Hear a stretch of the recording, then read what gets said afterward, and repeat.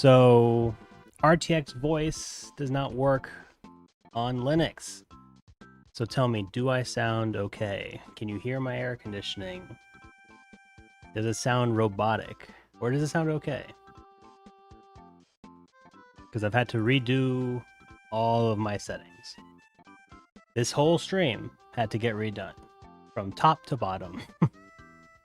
So I don't have the chat box on screen, so sorry, but you know, I was able to get this guy.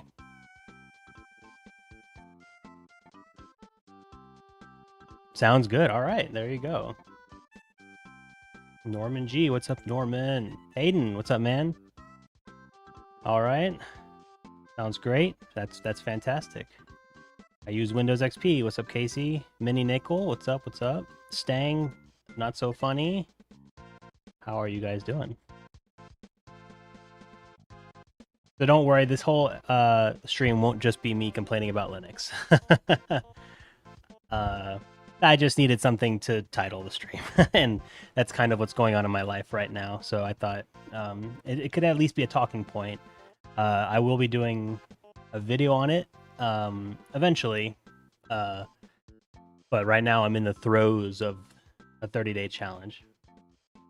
You're kind of hoping it would be okay. I mean, we can talk about it. I don't mind. I mean, I just feel like people are tired of hearing people either complain about Linux or they won't shut up about Linux because they love it so much.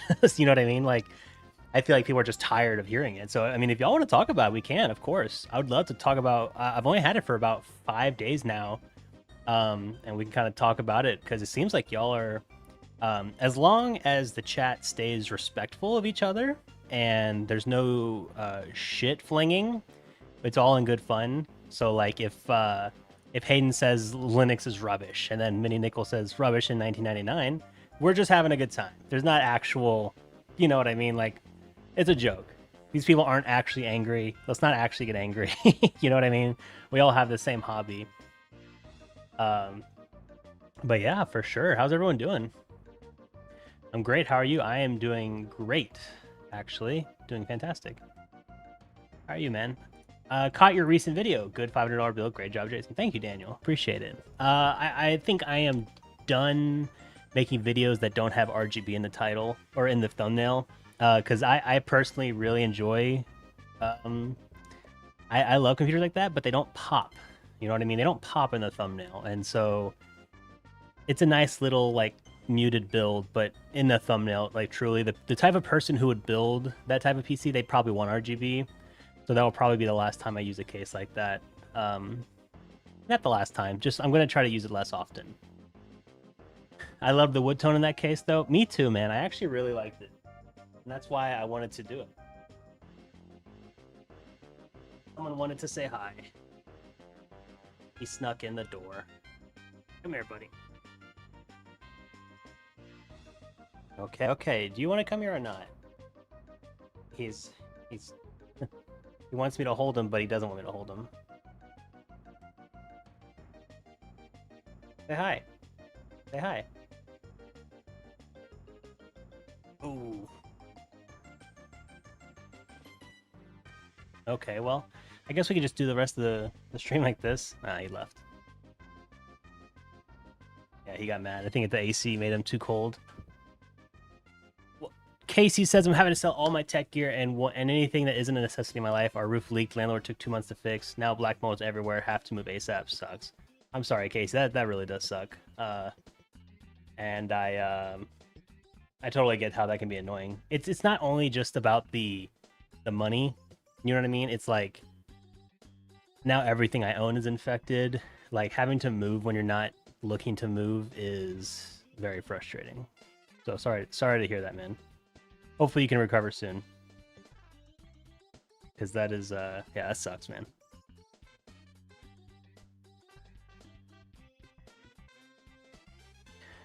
Linux users are the vegans of the tech world. Mac users are the vegetarians. Interesting. What a thing to say. I use Linux MX mostly, but do have a Windows 11 as well. So what is MX? I don't actually know what MX is. What is Linux MX? Hey, Brownie and Brownie's butt. We got a cat on the stream. Let's go. You know, once he hears me talking, he will usually come in here and start just getting in the way. But I have my AC on right here, like literally right here, and it gets really cold. So I think he doesn't like to be here when it's that cold. He bailed, but he might pop in later.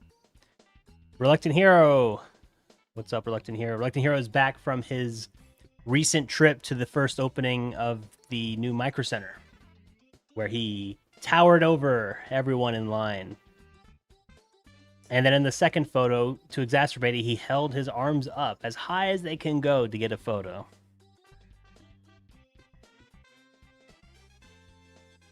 So which Linux build are you going to mess with? I'd like to build a Bazite PC with my 6700 XT, but I'm also tempted to install straight Steam OS. It's a good idea. So I would say right now, this is not my first time using Linux ever. It's not that I'm like completely new to it, right? I use a lot of it in my home lab. I'm familiar with some basic commands. I understand the architecture, that kind of stuff. And I've used things like Steam OS, which is Linux. I've used Bazite OS, you know, that kind of stuff. So I'm not completely I mean, I would call myself an amateur and I would call myself a noob. But it's not the absolute first time I've used it. Right now, I'm actually going with Lint. That was wrong. I read two words together. Linux Mint, which as I'm calling Lint. Yes, Linux Mint Cinnamon is what I'm under right now. It was not my first choice. I spent about 6 hours on another distro, and that did not go well. And then I eventually switched to Cinnamon. One of the various distros of Linux. Okay, I've never heard of it. Oh, the 9-foot tall guy. Exactly. Casey says, yeah, it really sucks. We were right next to the elementary school for the kids. We had a huge fence in the backyard, and we're not going to find anything that comes close for the price. Yeah, that stinks. Especially when you have children and you got to move. So hopefully y'all can still stay in the school district.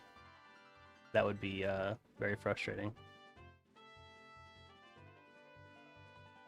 But yeah, so I'm using Mint, and I've tried out Bazite on my handheld, and I used SteamOS for a long time, so I kind of have some there. And I used to have a laptop that I would primarily use for typing things on, and it was using Ubuntu for a little bit. This was years ago, though, like years and years ago, and it was totally fine because I wasn't doing anything intensive on it or custom. I ran it and I was able to boot to a browser, and that's all I used it for. So it wasn't a bad deal because I wasn't doing much with it. You know, as long as it can run a browser, it was fine. But now, things are a little different. I have a very different setup now. I do things differently. I need a little bit more headroom. Yeah, so it's been going okay. We would be staying if the landlord would take care of it, but their solution is just repaint the ceiling with mold inhibitors and molders and paint. They won't do any more than that. Man, that's yeah, sounds sketchy. Maybe it's best to get away from that landlord. Consider this might be a blessing in the long run. That sounds like my first time with Linux as well. Yeah. So what's funny is that I originally did it. I was like, you know what? Let me try this. Let me try this out. This might make for a good video. Maybe I'll end up loving it. Like, I was truly prepared to like just love it. And then I was looking at all the different distros, and I'm like, you know what? Which one is the best for like content creating? Because you know, I do play a lot of games, but more importantly, I use Photoshop. I use video editing. I do a lot of writing. So like I do that stuff way more than I play games. So I'm like, let me see content creation first, which would be streaming, Photoshop, video editing. Then second would be gaming. And then third after that would be, you know, whatever else. And so when you look that kind of stuff up, you'll see things like Pop OS, which is very famous. But then the one people kept recommending is Nobara. And if you're familiar with Nobara, it is a very famous distro that comes pre-installed with a bunch of really nice things like multimedia codecs and things like Nvidia proprietary drivers, like all these different things that are like you're just gonna need for gaming content creation and for OBS and stuff. So I'm like, yeah, that sounds pretty great. And then I found out that Nobara is built on Fedora, which is kind of the it's the Reddit of the Reddit, which is already a Reddit operating system. Does that make sense? And within a few hours trying to get everything situated, I'm like, this isn't going to be for me, man.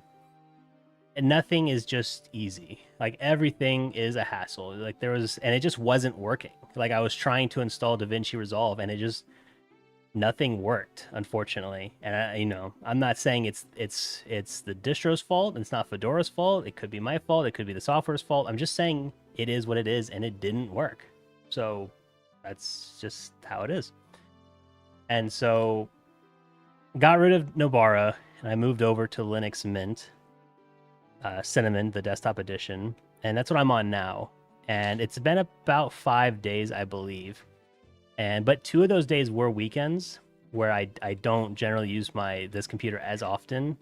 So I will say it was maybe more like 3 full work days and then 2 kind of weekend days. And I've been, installing everything I need. And it's a little bit frustrating sometimes because nothing is simple. People love to say, wow, look how simple Linux is. You just go to a command line and you type in this tiny line into the terminal and it just installs a program. It's like it's never that simple, man. First of all, how do you know the line? It's not simple if you don't know what to type. And you say, well, once you know it, you know it. It's like, no, actually, if you want to install a program, if you don't know what to type, it's not as simple as I want to type OBS.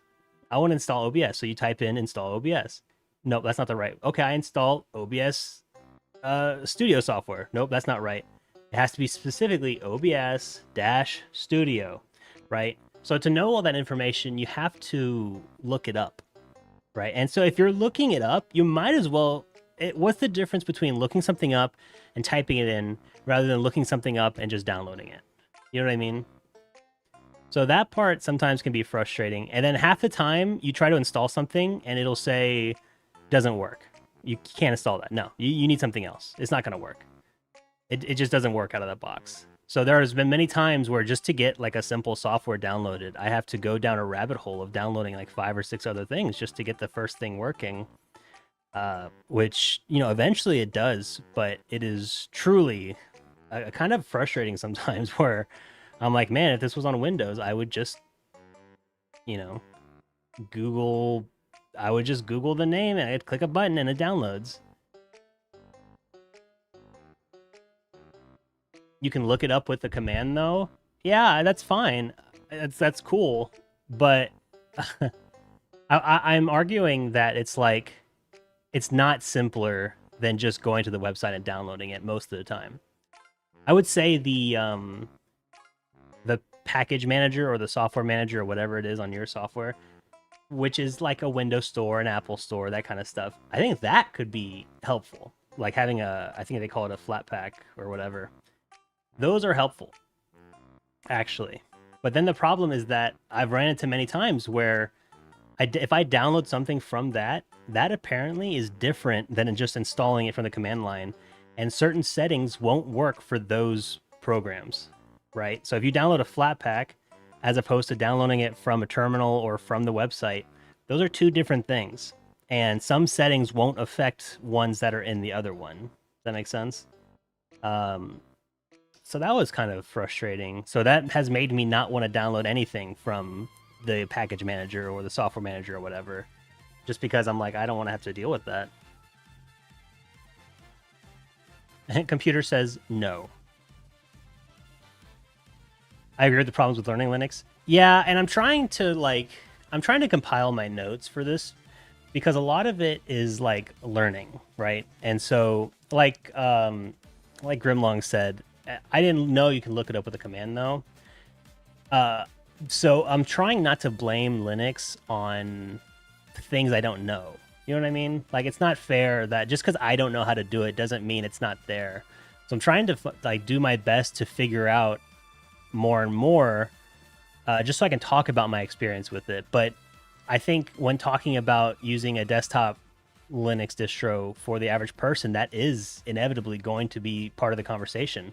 So you know, while you can't necessarily blame Linux for like not being the same as Windows or Mac, you can't necessarily blame the user either for having to relearn everything. Like that is part of the experience. And whether some people want to relearn everything to a new way is going to be up to them ultimately. So I'm not going to harp on that kind of stuff too much in the video, but it is something to talk about where if you're new to Linux or new to really any operating system, you're going to have to look up a lot of stuff.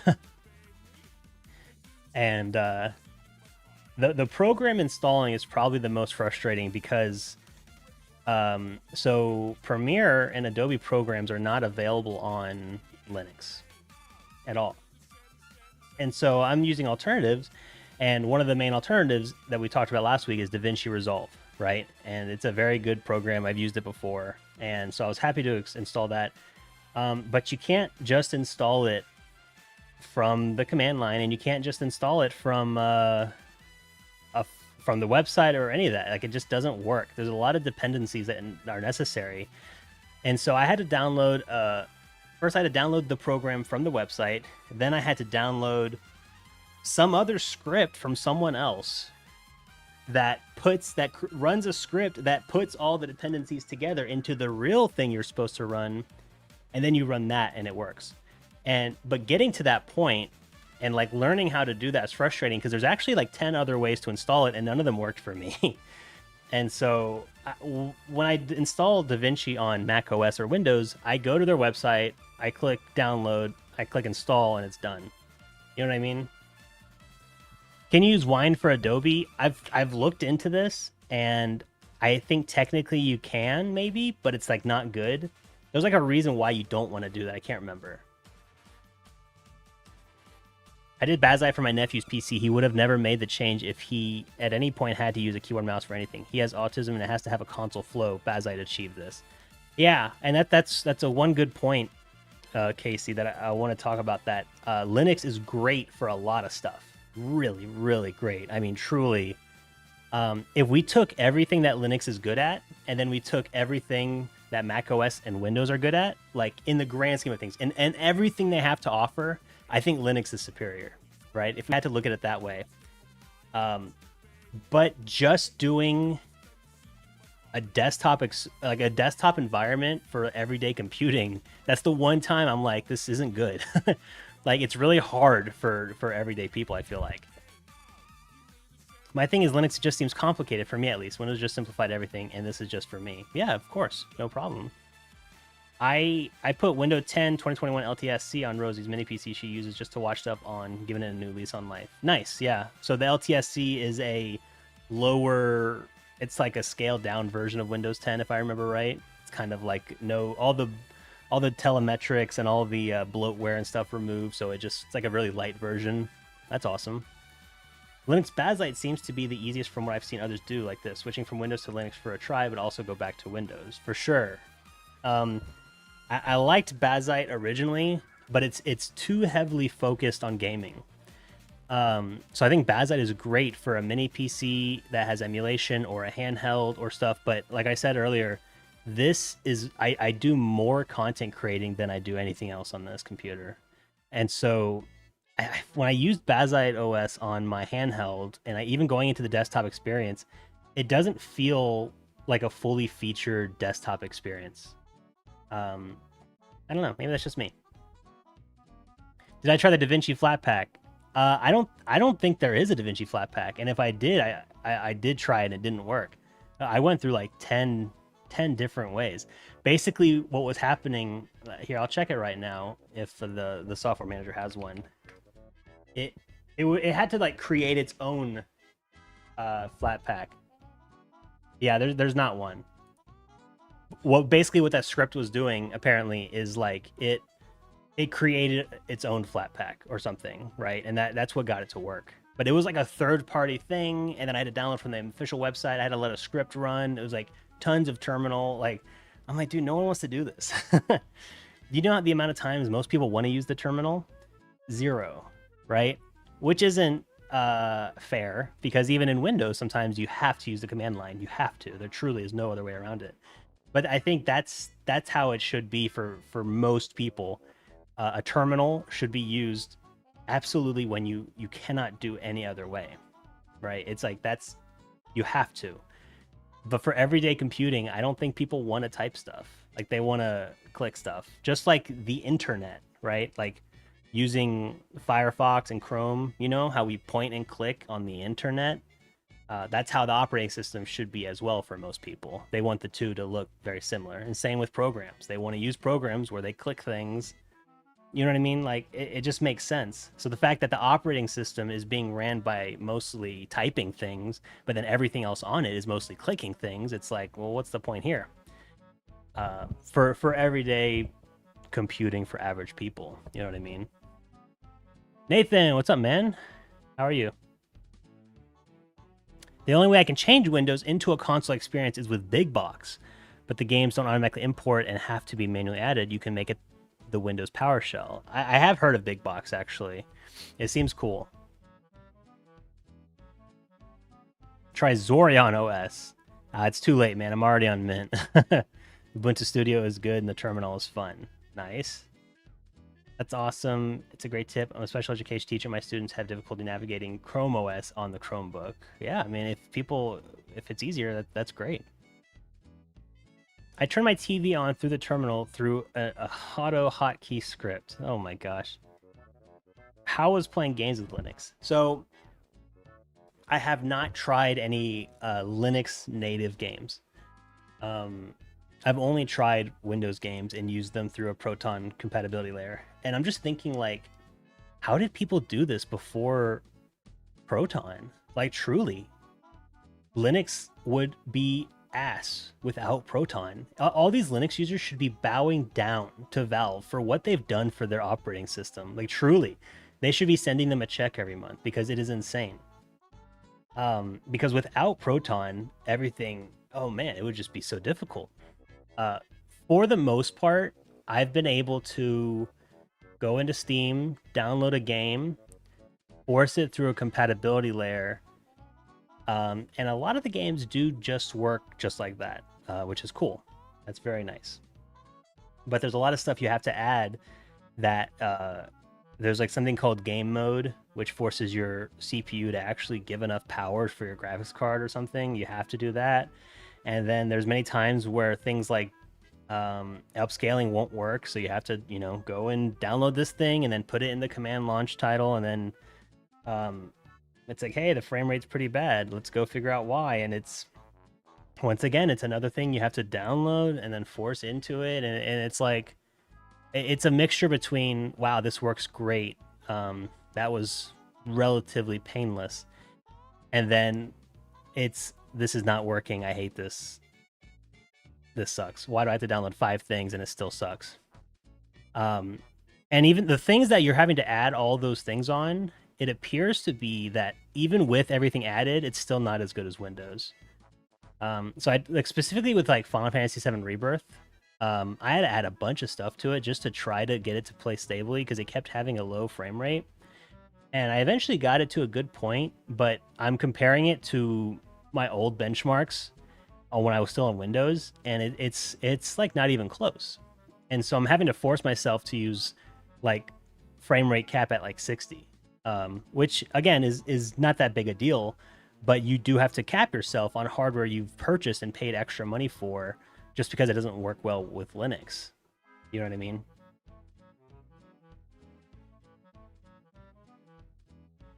I'm not too bad, bro. I hope all's well with you, your family, and Brownie. Thank you, man. Our cats are doing great. Brownie was just in here earlier. BigBox also automatically configures emulators for you. All you have to do is get the ROMs. Nice. That's a lot like EmuDeck.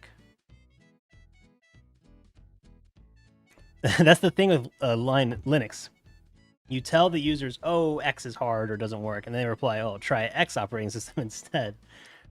I think that's the paradox of choice, right? hey, I went to that restaurant you told me to go to and it sucked. Well, what'd you have? Well, I had the chicken parmesan.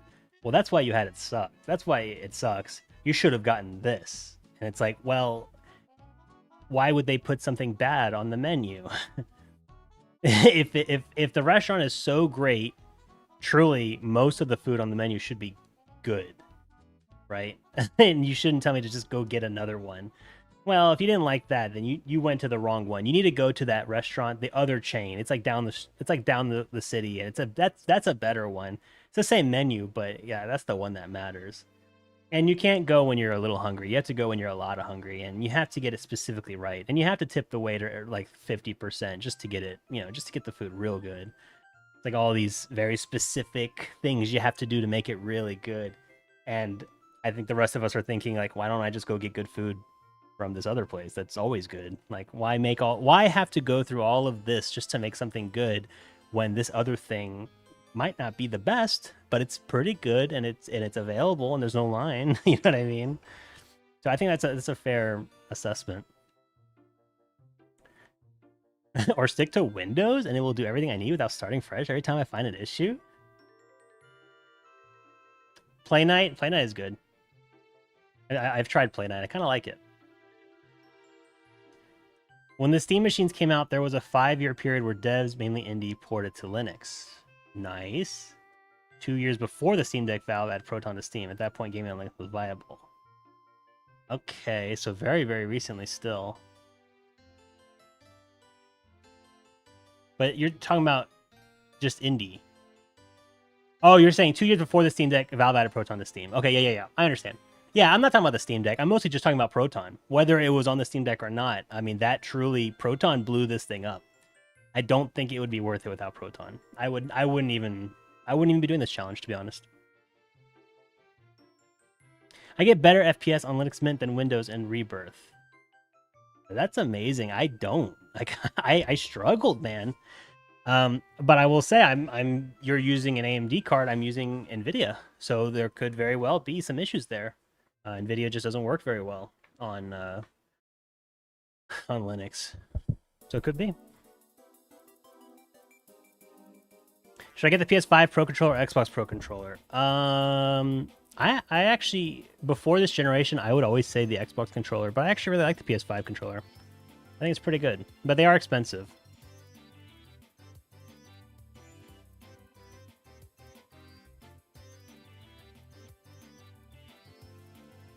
They did that. They made Windows. Can I link the Discord? Yeah, sure.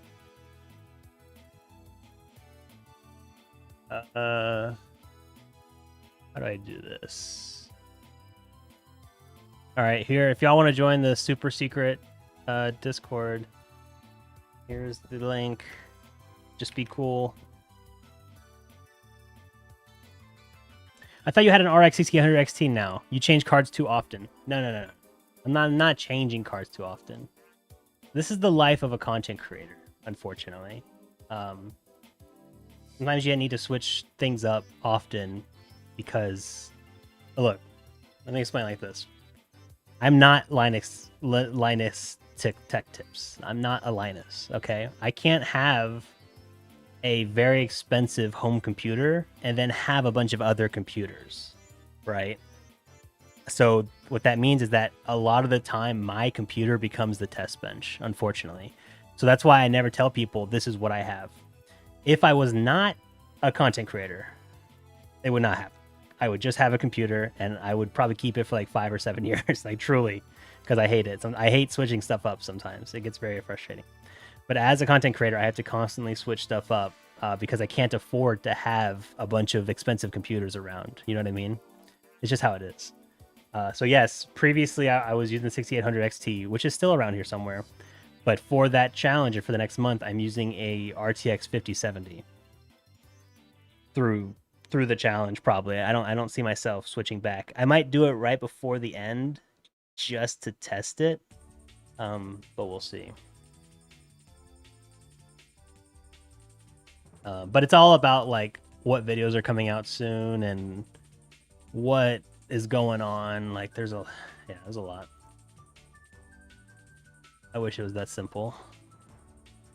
Let me switch this. What distro should I go with? I am on Linux Mint. Mint. Cinnamon. AMD always performs better on Linux than Nvidia. Yes. And I understand that. And I'm not trying to blame Linux for that. I understand if Nvidia played ball a little better, it would probably be better, right? I agree with that. The problem is that no one cares.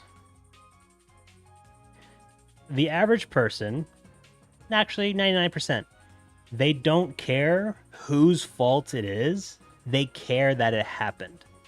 So you could tell me that XYZ happened and it's affecting me in a certain way and that it's this person's fault. I'm like, I don't care whose fault it is. I'm just upset that it happened and I want to fix it, right? So if you tell people, hey, if you want to go Linux, you need to have AMD. Nvidia owns 90% of the GPU market. Like that's a hard sell to people to say, hey, 90% of you guys, you can't use Linux. Don't even think about it. And it's like, well, okay, I guess I won't. You know what I mean? And so it doesn't matter whose fault it is. And frankly, I don't care. It's just that you can't go around advertising it as super heavy as a lot of people do with that being the situation. So they need to figure that out one way or another. Like, I don't care who does it. I don't care whose fault it is. The fact that an operating system simply just doesn't work well with a certain graphics card manufacturer who owns 90% of the market, that's not okay. Like, it can't happen. Even installing the drivers on this thing was very frustrating because there's, like, you go online, there's a lot of guides on how to install the Nvidia proprietary drivers, Nvidia open drivers. It's not as simple as it sounds. But then if you have the new 5000 series, it has to be a special driver from some special forum where they link you this thing to type in. And it's like very specific. Well, if you have a 5000 series card, you have to type in this specific thing because the things we normally do doesn't work or doesn't work well. And you know, that was another hour to the setup trying to figure all that out. But luckily I got it working, I believe, relatively well now. The older Nvidia cards work better. Yeah, I've heard that too. The 9060 XT drops this week. I think it does, yeah. Let's see how unavailable it will be. If any of you get one, tell me. I hope the 9060 XT bridges the gap and gives us an affordable 4040p card. The only new offering that we seem to be able to get right now is the 5070. Yeah, that would be great, man. How great would it be if 9060 XT was actually readily available? Like, you could just go and buy it. It'd be amazing.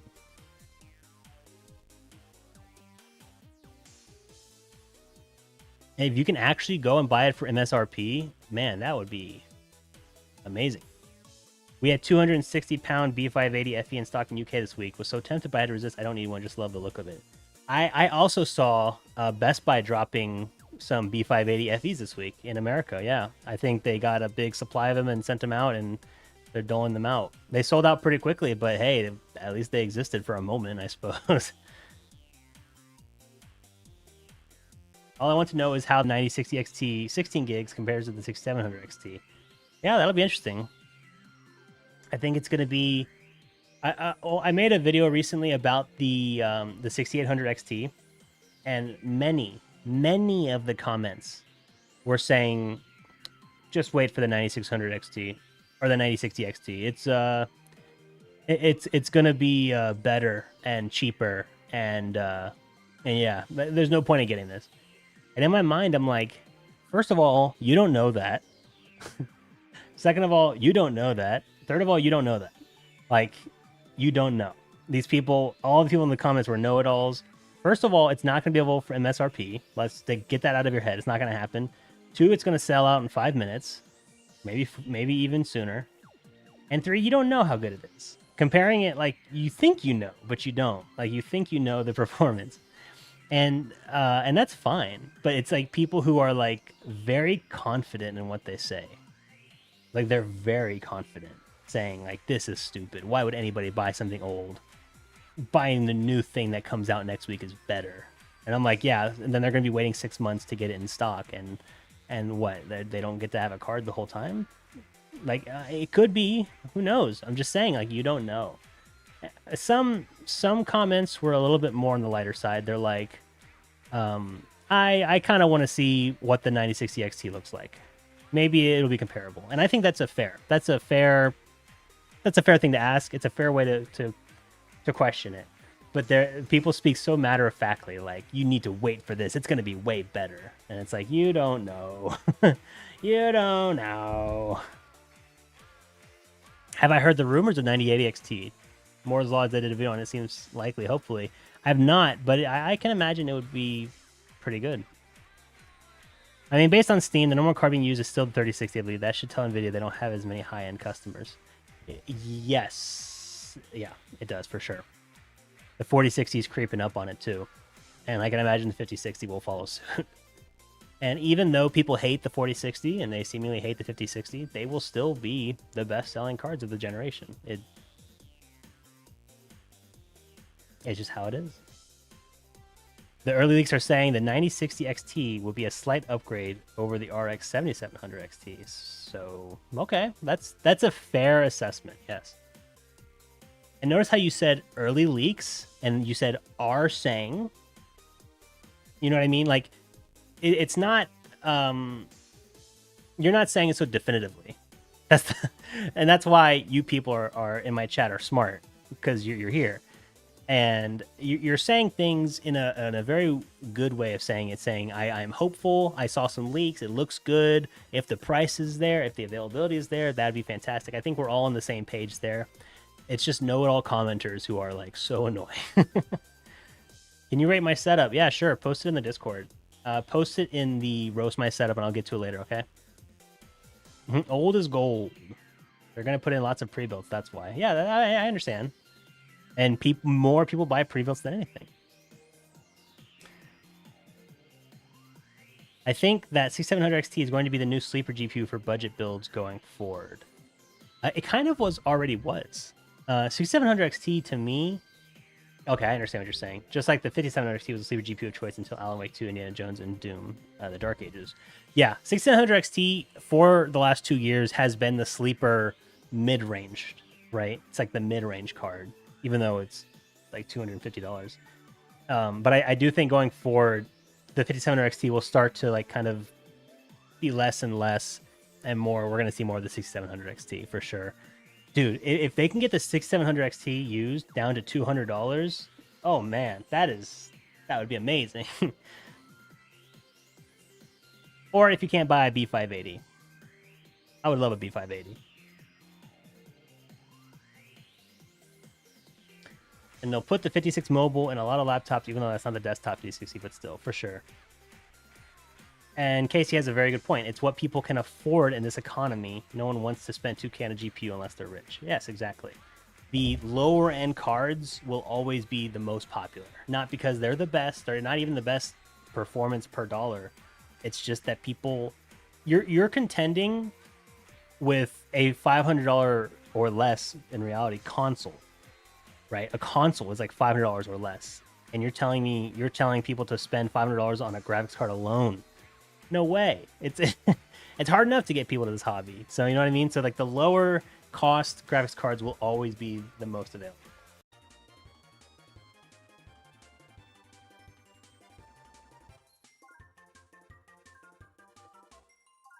God, I hate how YouTube throws ads up right in the middle of you making a point. Sorry, Daniel. I don't control those. It seems like it knows.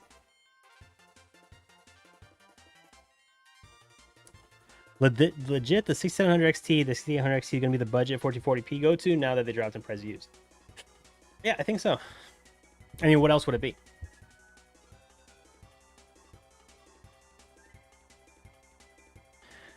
What's annoying is the 3070 beats the 6700 XT, but only has 8 gigs of VRAM. Yeah, I mean, sometimes power beats out power.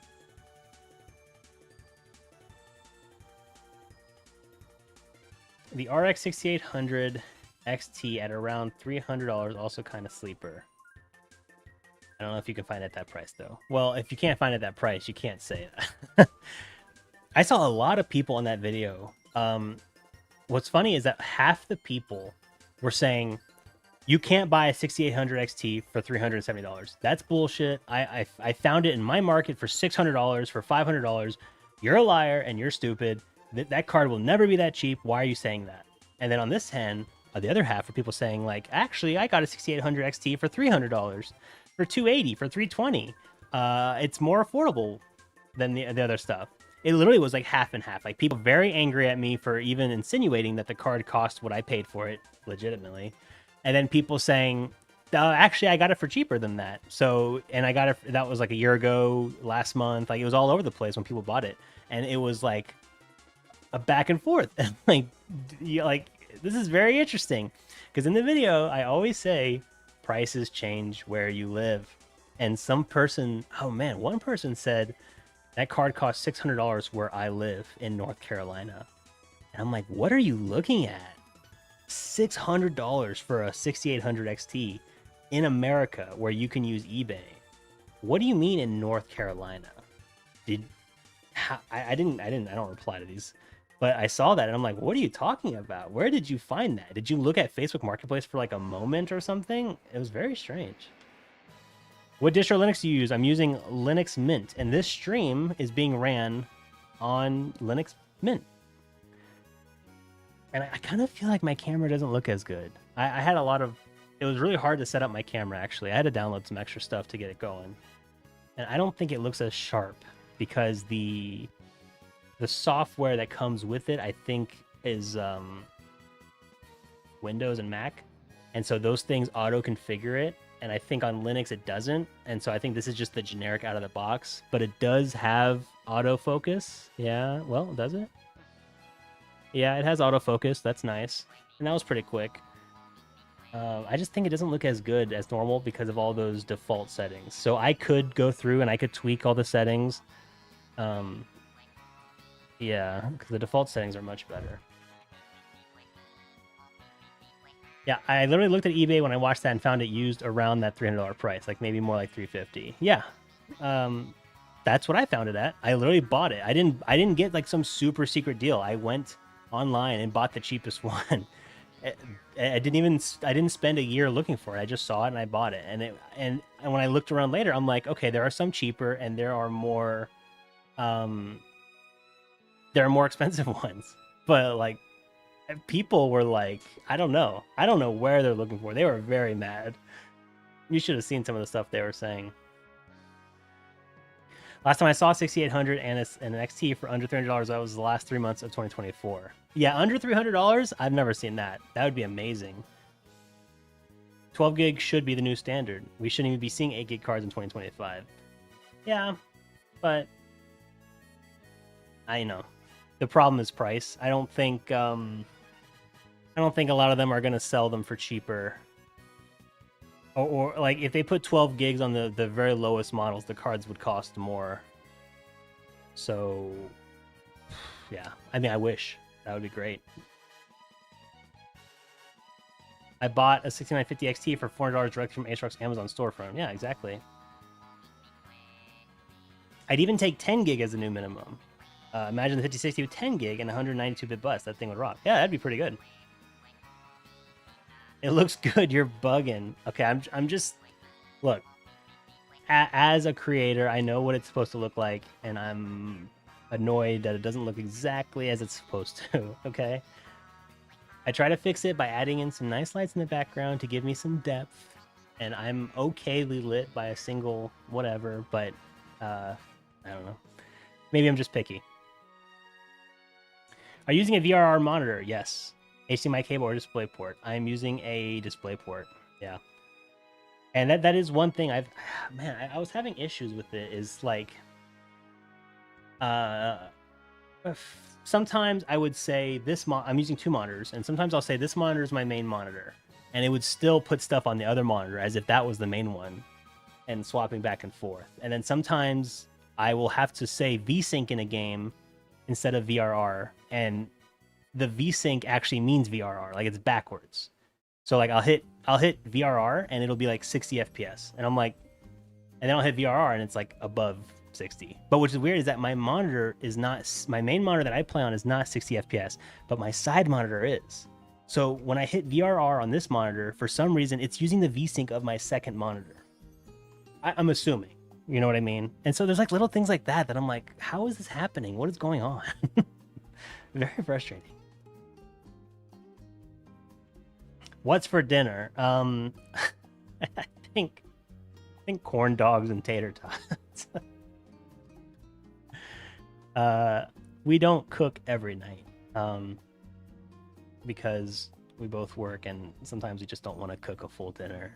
So there's many times where we will just we call it the Trader Joe's special, where you just grab hither and thither through Trader Joe's and grab delicious frozen foods and you throw it in the toaster oven 400 degrees for 50 minutes and it's burnt, and then you just eat it and it's like so nice, it's so delicious. So probably something like that. Hazards me, what's up, man? How are you doing, dude? I use an app to get alerts for GPUs and MSRP. Nice. I've seen those before. The official Linux stream. I am late. Nobody called me. It's okay. So I am doing this Linux stream, not a Linux stream. I'm doing the Linux challenge for at least the next 30 days. And that's why I put XXX in the title, because maybe it goes longer. Maybe I end up loving Linux and I keep it. Which isn't to say that it's been all bad. Like, it's fun to complain about the stuff that isn't good, but there are some things that I do really enjoy about it. Let me think. I wrote them down, but I'm trying to think of it just off the top of my head. Adding a printer, my goodness, it was easy. It automatically detected my printer and it connected to it without any issues, and it printed a paper within like 60 seconds. That was awesome. Don't know how that happened. When I connect to a network drive, that was pretty simple as well. My server is using TrueNAS, and I have some network drives on it through SMB. They were automatically detected. I just typed in my login. I didn't have to type anything else in. They were detected. Type in my login. Boom, they work. Once I click them, they add shortcuts to my desktop. I like that a lot, actually. That was great. I would say connecting to the network drives was much simpler, much easier than on Windows. That was very cool. I like the level of customization you can do. I mean, you can make your Linux desktop look like a Mac, look like a Windows, look like you can break it. You know what I mean? I like that. I like that. I like you can have that level of control where, like, literally one person's computer, maybe there's no taskbar, maybe there's no wallpaper, maybe the whole thing is terminal, maybe it has a bunch of widgets, maybe, like, it's just amazing the level of customization you can do. I think that's pretty cool. For me, I didn't do too much. I just did maybe a widget or two in my background, but I picked a special theme and I went out and I got an icon pack, make it a little nicer and some darker colors to match my wallpaper. And, you know, I like that. I like that it has that level of customization. Let me think. What else did I like? Controller was easy. I didn't have to do anything special. If I remember correctly, it just worked. So that was cool. But that works on Windows as well. But I'm just saying, you know.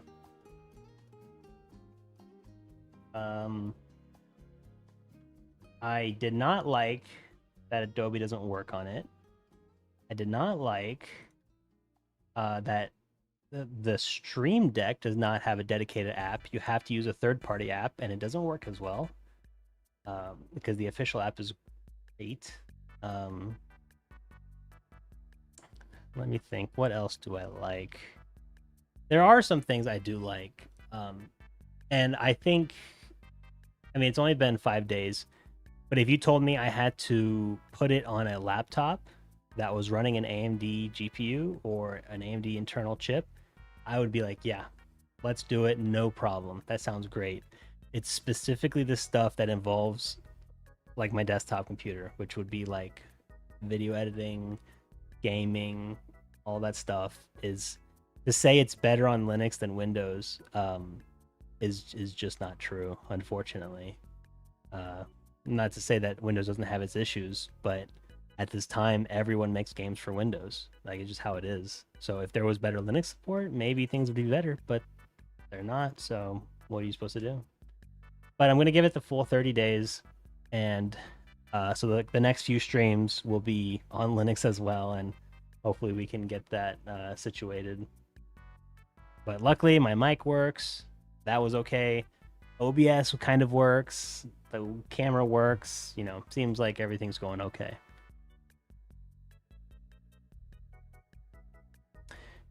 HDMI 2.1 not available in Linux. That stinks.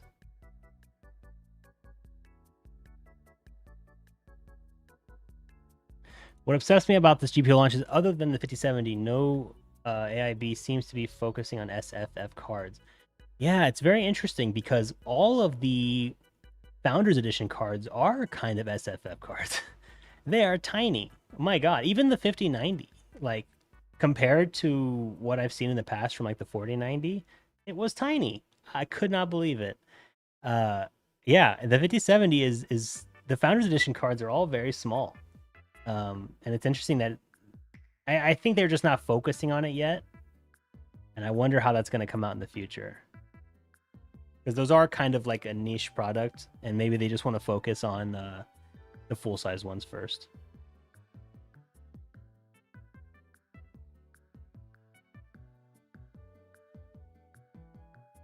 I was floored when my printer worked. I was like, wait, what? Yeah, it was very simple. Like, truly, within a minute, going from I need to install my printer to something printing.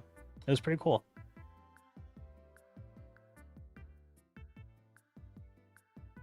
You need more than 30 days to truly learn Linux. More like a solid year would be best. Breaking it is how you learn. Yeah, of course.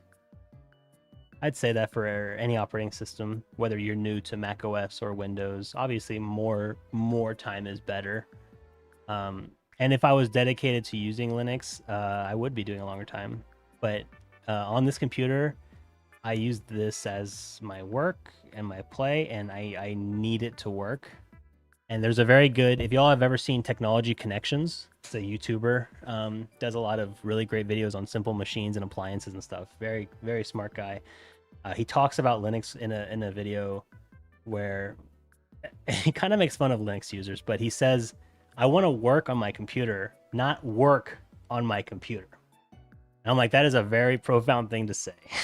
And that's why he doesn't use Linux. And that was basically come down to me. It's not about whether it's better or worse than Windows or Mac OS. It's the fact that there's too many steps to do everything.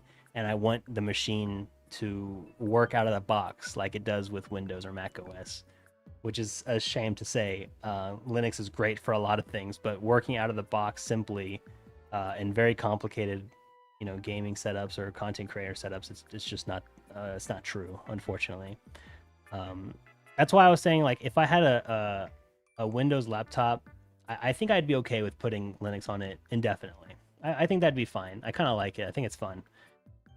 But in terms of like my actual machine, I can't spend 30 minutes every time I need to do something. You know what I mean? I can't spend an hour troubleshooting every single thing that needs to happen like that. Imagine your job, you have to add an hour and a half every day just to do the basic necessities, and that's going to add up, and it's like very frustrating.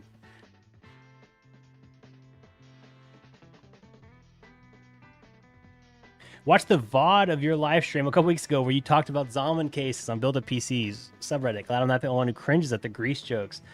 I hate it. Honestly, I'm no shade to Zorin. Their cases are whatever. They're just budget cases. I have no problems with them. But the only reason they are on Built-to PC sales is because they have to have a rep post their stuff. Like, truly, nobody would ever post their cases on there if it wasn't them posting for themselves. And every single time they do this grease bit in the most Reddit fedora, hello, milady way every single time. And I'm just like, dude, please. Every time you'll have to do this Reddit nonsense. Well, thank you, Reddit. We did it, Reddit. Tips to my hat to you, ma'am. Grease. I'm like, I can't, dude. Please.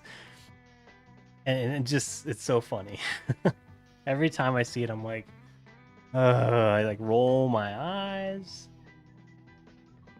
2 slot cards that are 300 millimeters should not be considered SFF. That used to be the standard. I know, but we've made small form factor cases bigger to accommodate them. We've made the tower ones, and the cards are just too powerful these days. If gaming for you means all live service games and multiplayer games with kernel level anti-cheat, then yes, gaming's not as good as Linux. Yeah, for sure. I did try the finals on it, which doesn't use a kernel level anti-cheat, but uses easy anti-cheat, and it was able to work. I was able to get the finals to work without any issues, but it did not run well. I don't know if it's the settings or what was going on, but truly nothing I did could make it run well. It was just a stuttering mess, and if you look online, that's kind of the sentiment. Like, that's kind of what people say about it, unfortunately. So yeah, and you can't play Fortnite. You can't play. I can't even play Teamfight Tactics, guys. That sucks. For the next month, I'm not allowed to play Teamfight Tactics because it doesn't work. And when you go online, you're like, hey, what are the workarounds to get this working on Linux? People are like, oh, just play it in an Android emulator on your computer. And I'm like, that sucks. That is not the same thing. How dare you? So that sucks. And it's a big letdown culturally. And when your friends want to play this new game that came out and you really want to play with them, and you're like, sorry guys, I can't. I'm on Linux. That stinks, man. It's a bummer. Like the new Stellar Blade comes out on PC this week. I was looking forward to play that, and now I'm worried I won't be able to. You know what I mean? Like, there's a lot of anxiety build up before this game, thinking, am I even going to be able to play this? I don't even know. That sucks. Is it going to be good? Do I have to wait a year before it becomes good on Linux? That kind of anxiety sucks. But if I was on Windows, I would be like, yeah, this is a game that I'm going to play, and it's going to work, and I don't even have to think about it. I know it will. I'm wanting a single slot 60s level card. That would be awesome, like the A2000 or the 3050 LP. Nice. The A2000 has the Nerdware single slot aftermarket cooler. Yeah. Let's see. Sorry, came in late. What's up, Wesley? Linux Switch, a thought experiment content, or are you trying to move off Windows? I would say kind of both. Definitely a thought experiment / content. For sure, that's number one. But I'm truly very hopeful that I can get off of Windows, just because I like the idea of Linux, and I like the idea that there's no telemetry and there's no bloat and tracking and all this other nonsense that Windows has. So I'm rooting to really, really, really like it. I'm rooting for it. But it is first and foremost content for sure, and just for fun. Yeah. I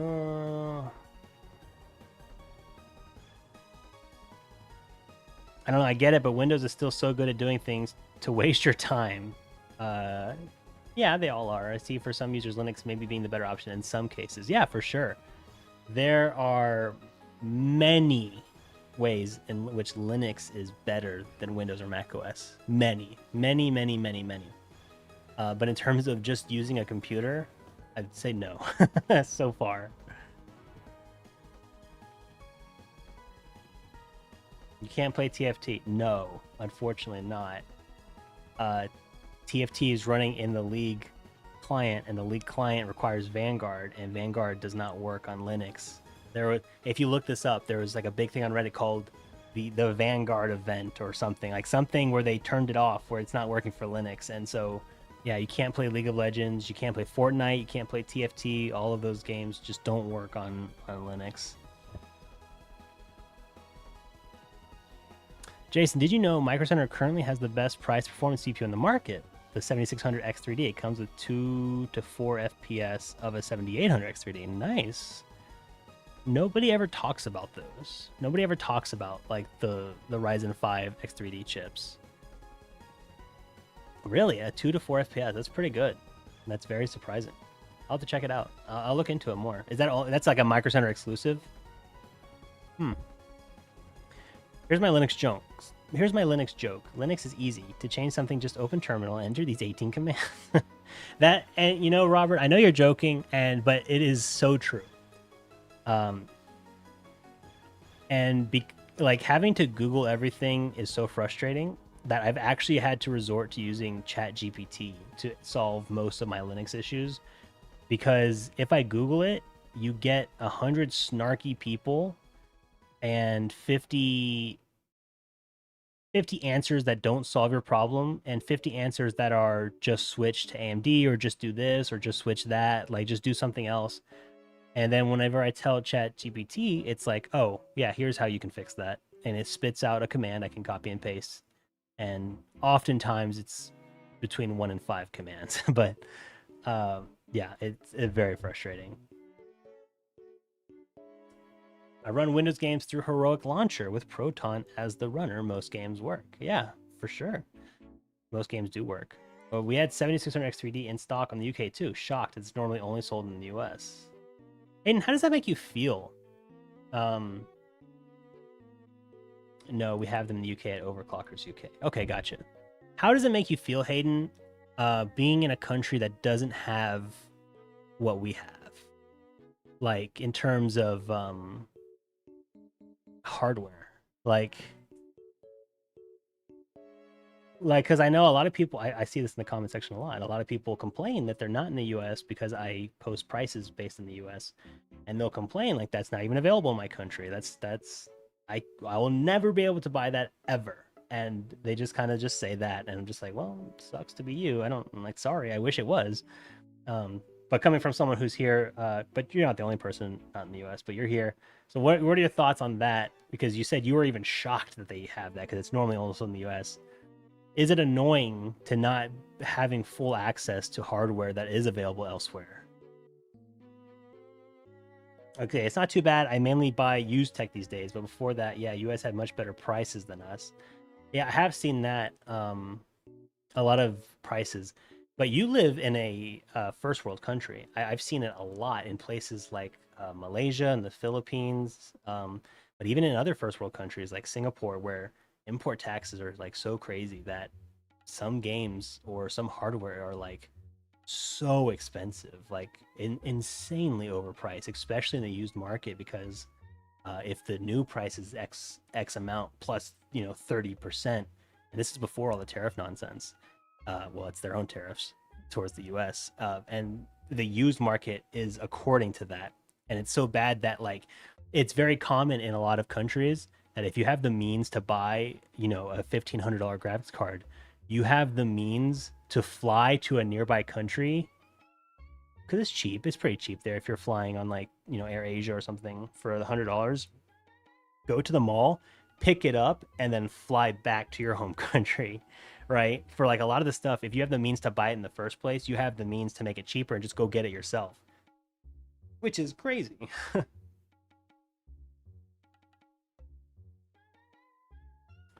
Petition to grow back the mustache? I don't think it's gonna happen or not though. I'm trying to keep a youthful look for YouTube because most people don't want to listen to a mustached man. Linux is amazing for home labs. I run Proxmox, TrueNAS, and Home Assistant all working great. Yeah, for absolutely. And there's a lot of stuff that Linux is truly amazing at. I run TrueNAS. I play with Proxmox. I run all of these kinds of things. Like there's a lot of stuff that I really do enjoy it. But as a desktop, like GUI level of enjoyment, it's not great so far. However, now the UK has better GPU stock and prices than US for once, and I'm not in the market for one.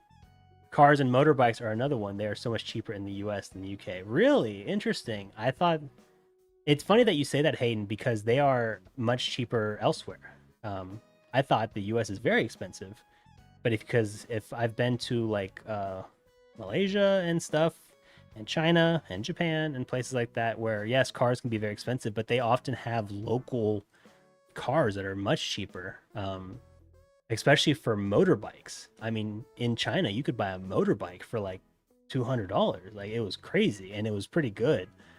Here, man, you're not getting a motorbike for less than 1,000. Like there's no way. And there, you don't have to have a license for it, because motorbikes aren't seen Well, we say motor, I mean electric motor. They don't have gas bikes anymore. But if they're an electric motor, you don't need a license for it in China, or in Taiwan, I believe, or in a lot of places. You just buy one and you can do whatever you want with it. You can run red lights. You can drive on the sidewalk in China. There's no rules for electric bikes because they see it as a bicycle, even though it can go like 40 miles an hour. And it's like obviously not a bicycle. It's like a full size scooter. These mad people will do whatever they want with it and drive on the sidewalk, go in the wrong road. Like they'll drive in the road, skip red lights, go in the wrong direction. But because it's not a car, because you don't need a license for it, you can do whatever you want. It's really frustrating. Right now, the US is priced over what other countries are selling GPUs for, and they include tax, I think, for sure. Intel B580 is in stock at MSRP in the UK. That is annoying. It's not import tax like in the US, it's reseller overhead. Yeah, it could be like that too. It's just different depending on the country, for sure. PC cases tend to be cheap in the UK based on what I've seen from a PC flipper there. Interesting. I wonder if just the metal, maybe shipping costs, because cases are pretty expensive to ship. Let me refresh this. How can I get this?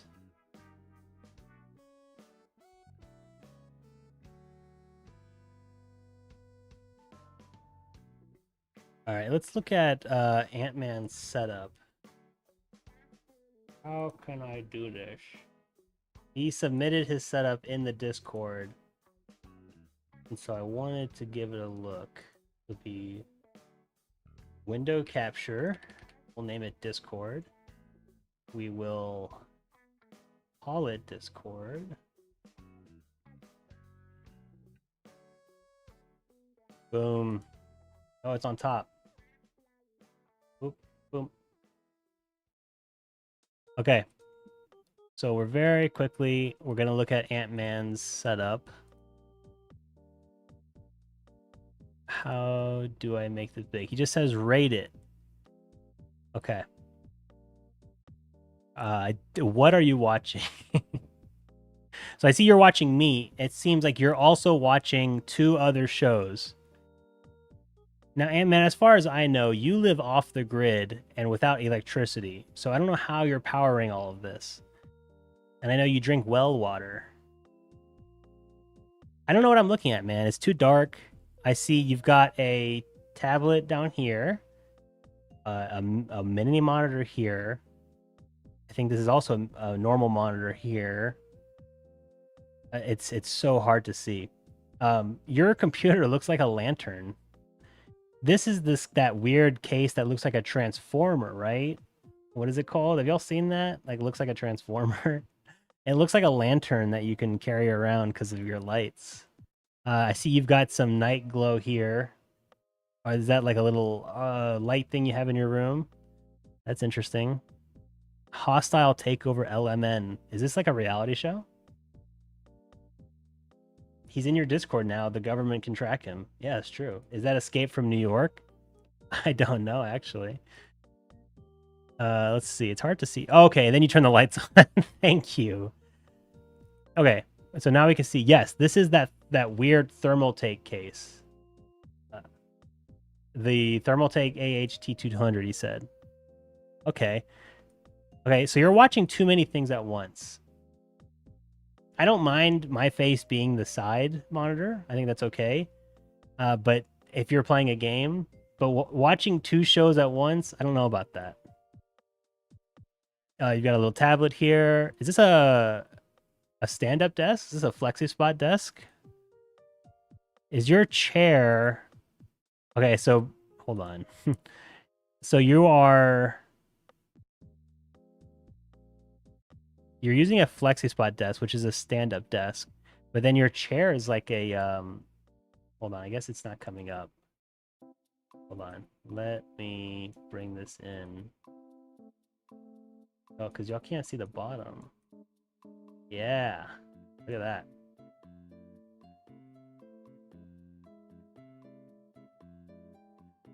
So down here, he's got like a recliner. His chair is a recliner. But then a stand-up desk. This bro wants to be really comfy when he's sitting down. And sometimes he wants to stand up. This is that mouse with all the holes in it. I can't recognize the keyboard. Is this the Corsair K68? If I had to guess. A wired Xbox controller. Nice. Love a good controller. What's going on down here, brother? Brother, what is this? What's going on down there, huh? Got some leftover little trashy down here. Little nail in the wall.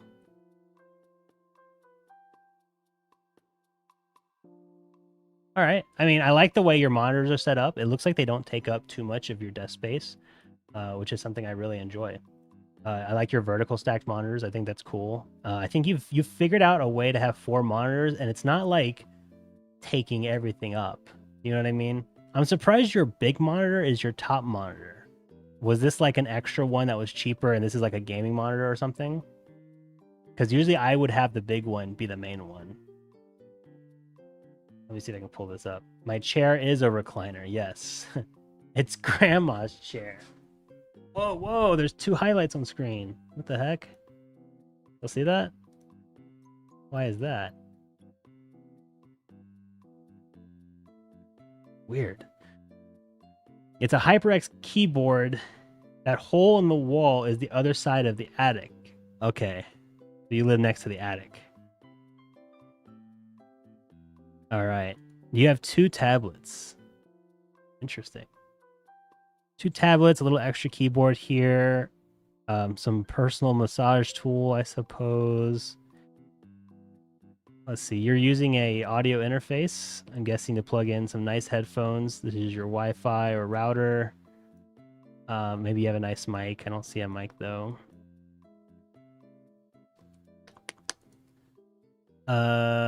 Anything else? Okay. Yeah. Not bad. Hold on. Yeah, not bad. Looks comfy. Would sit at and watch stream. What do we think, guys?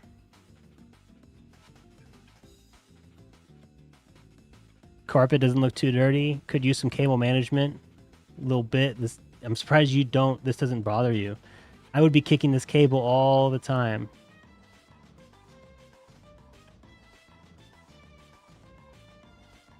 This little Walmart ass bin. I think everyone knows that is. We think we've all had that. What's your mouse pad? Mouse pad's like a Galaxy thing. Cool. What are people saying? 7 out of 10? 10 points for no kitty on desk? Yeah. Use the SteelSeries headphones. Okay, cool.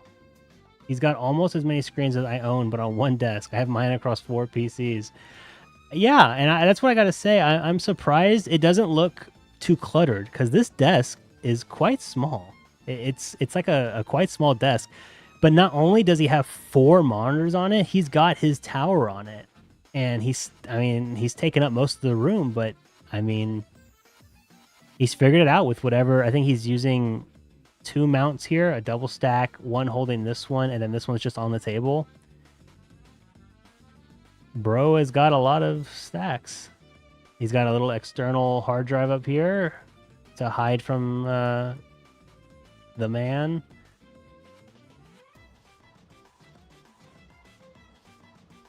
I'm more worried that you're watching so many shows at once. I don't think you have the mental capability to do that. And for the record, I don't think anyone does. But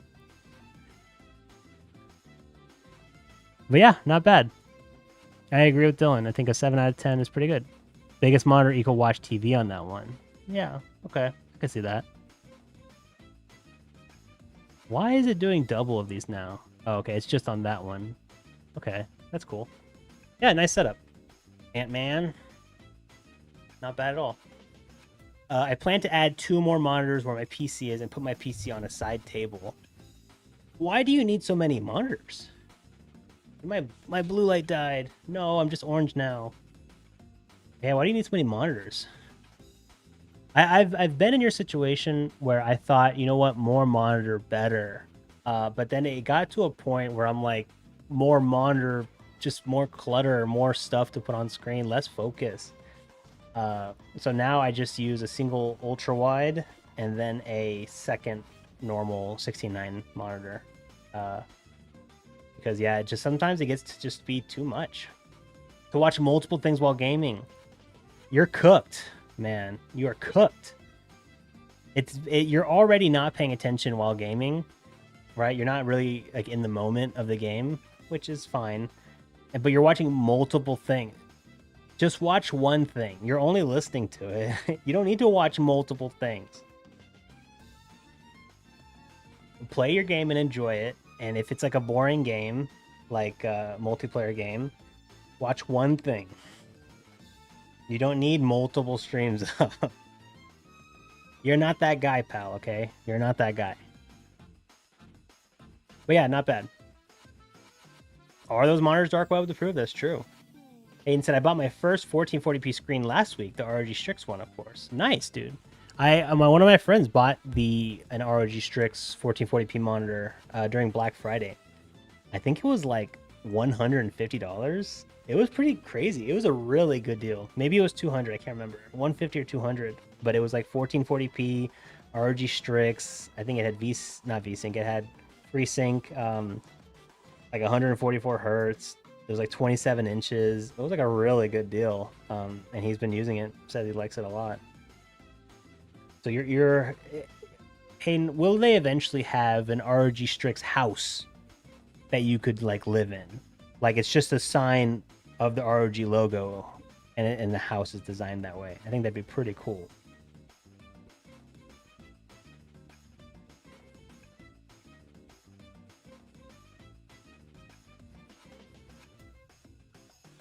Wow, my Asus monitor 1440p 27, which is a lot more than that. Well, it was like this was recently. They've gone down in price, and it was Black Friday, so you know they've gone up since then. But I just remember it being the ROG Smart House. Yeah, it could be.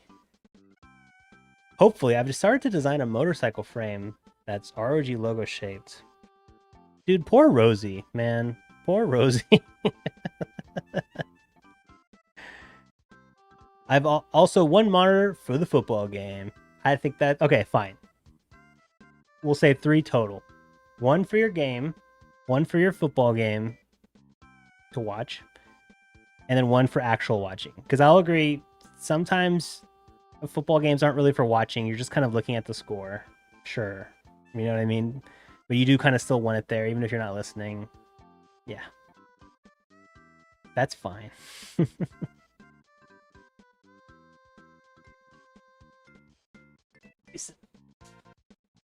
Oh.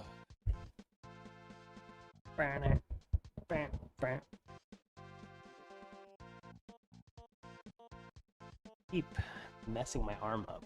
I need to just lock it, and I just keep... I'm like, I hate not locking it. Oh, check this out. I'm doing a sponsored video on this device soon, and I thought it looked so funny. It's just a webcam, but I think they purposely designed it to make it look like a robot. I think they like that. Do you want your webcams to look like a robot? Is that a thing, guys?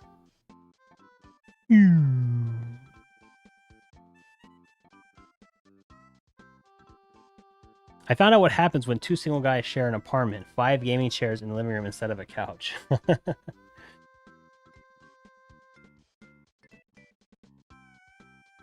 I love a good couch, man. I can never give it up.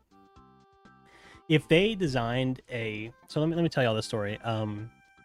When I was living in China, I went to a LAN center, right? So you could pay them to play on some fancy computers.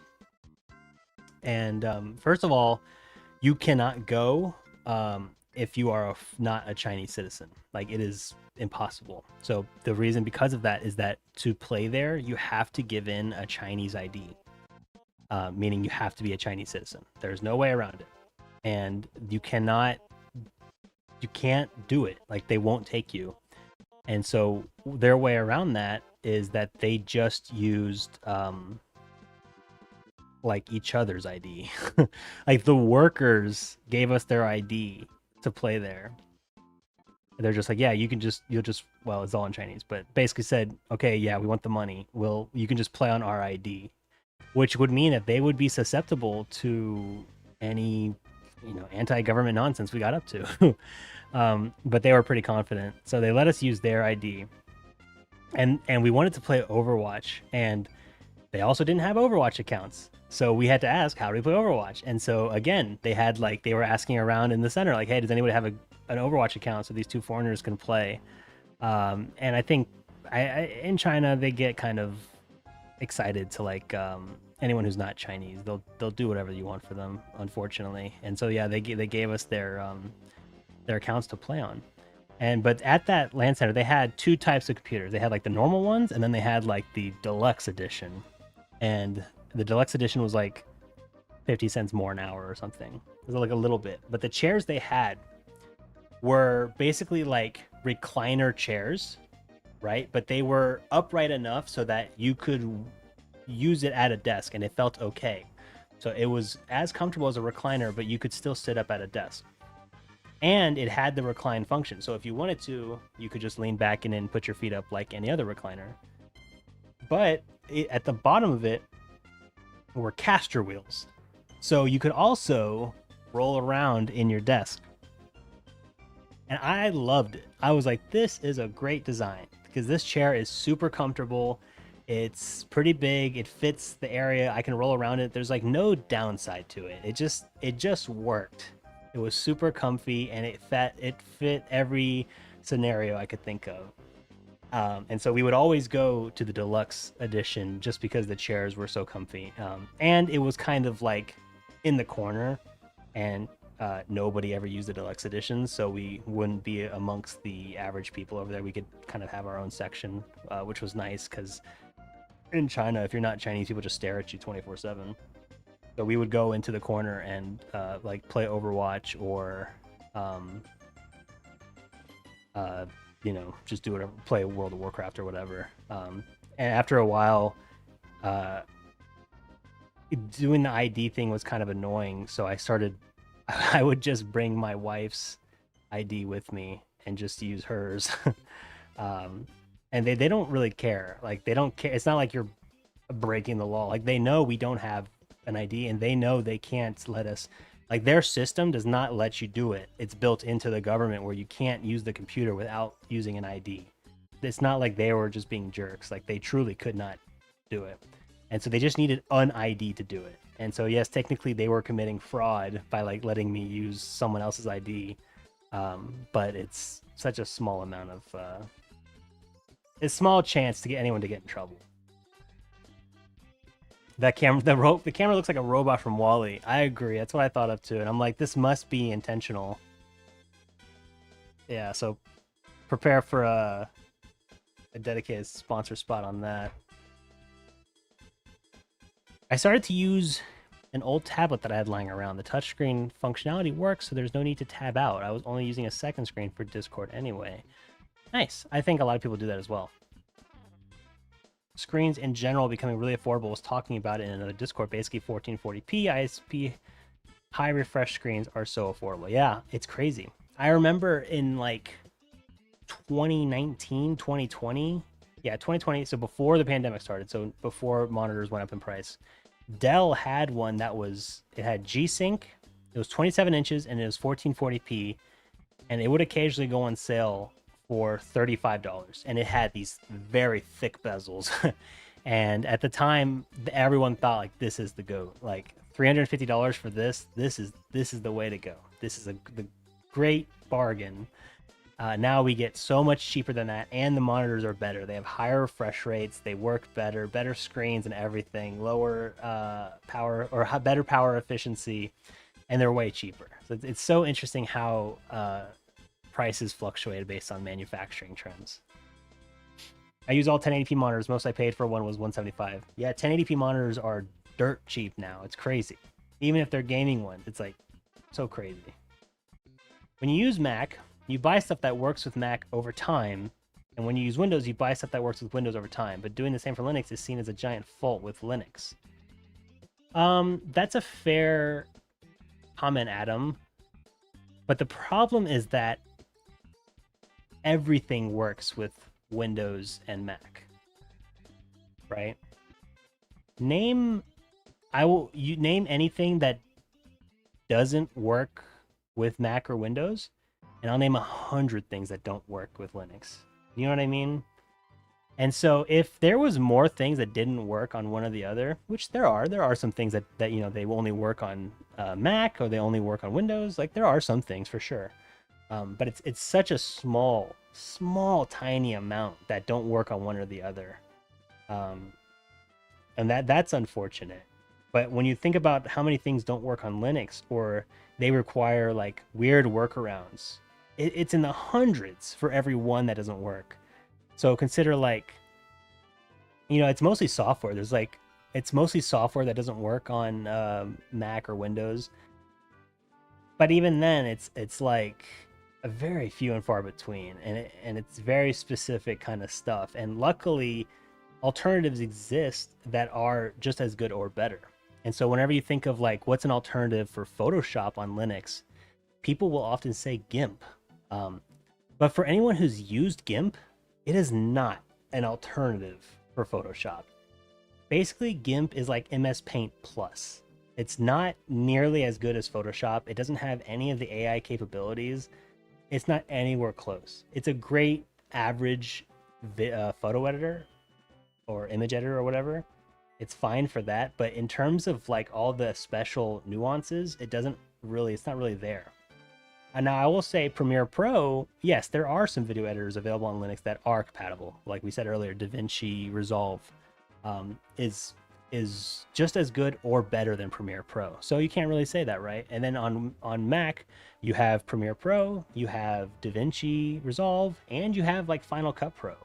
So Mac actually has all of them put together. And so like if you had to tell someone like, hey, I want to video edit it, which one should I get? You're like, well, Mac has all the software. Like, why not go Mac? You know what I mean?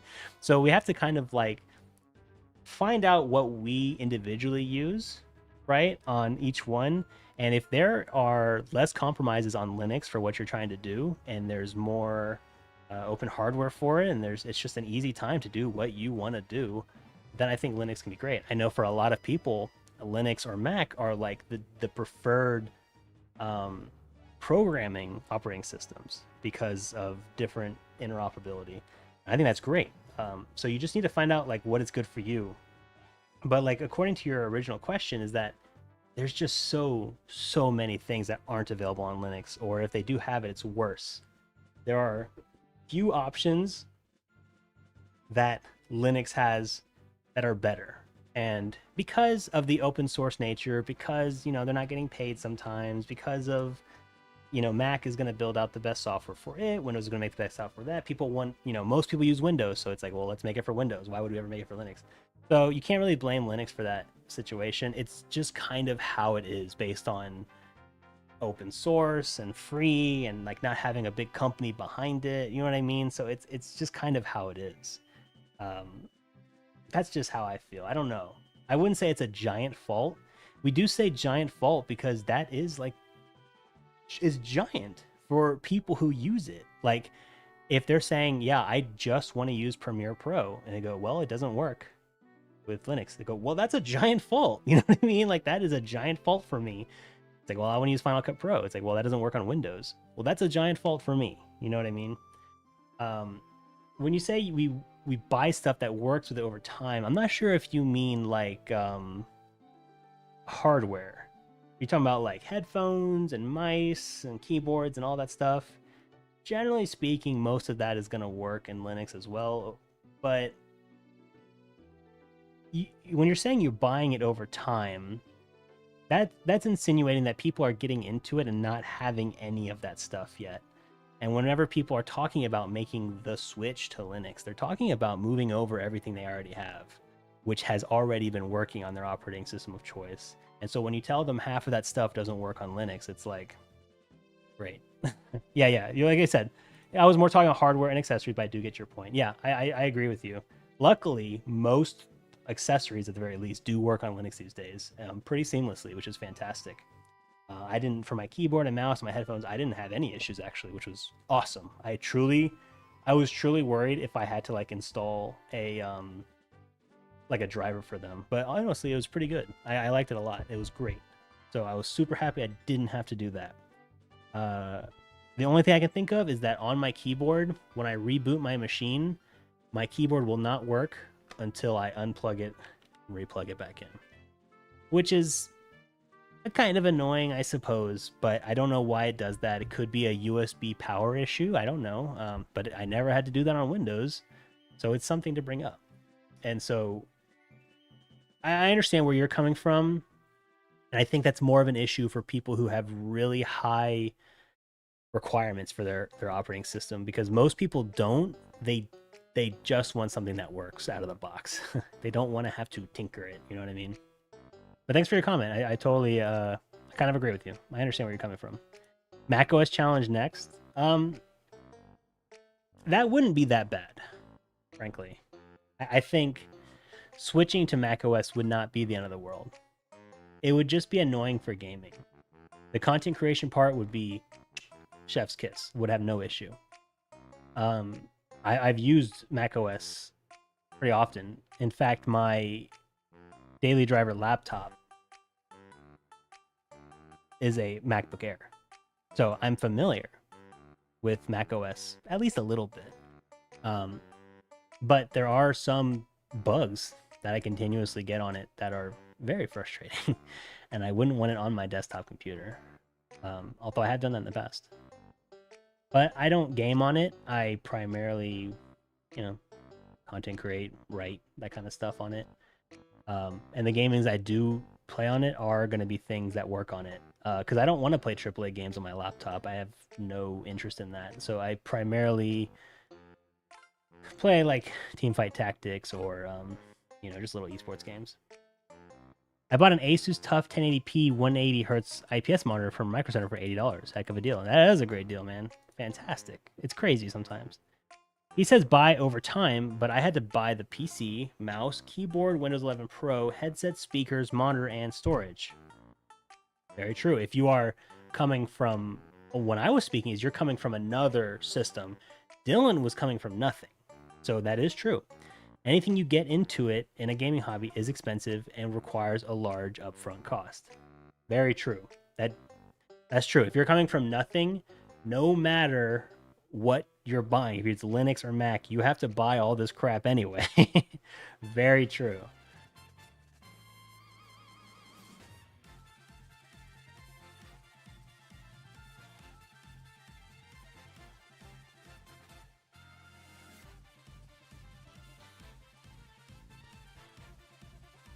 Music's a little bit too...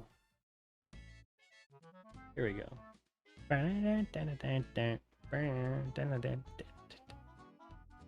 I'm gonna give more of my thoughts on it, in the video, which won't be until July or something. But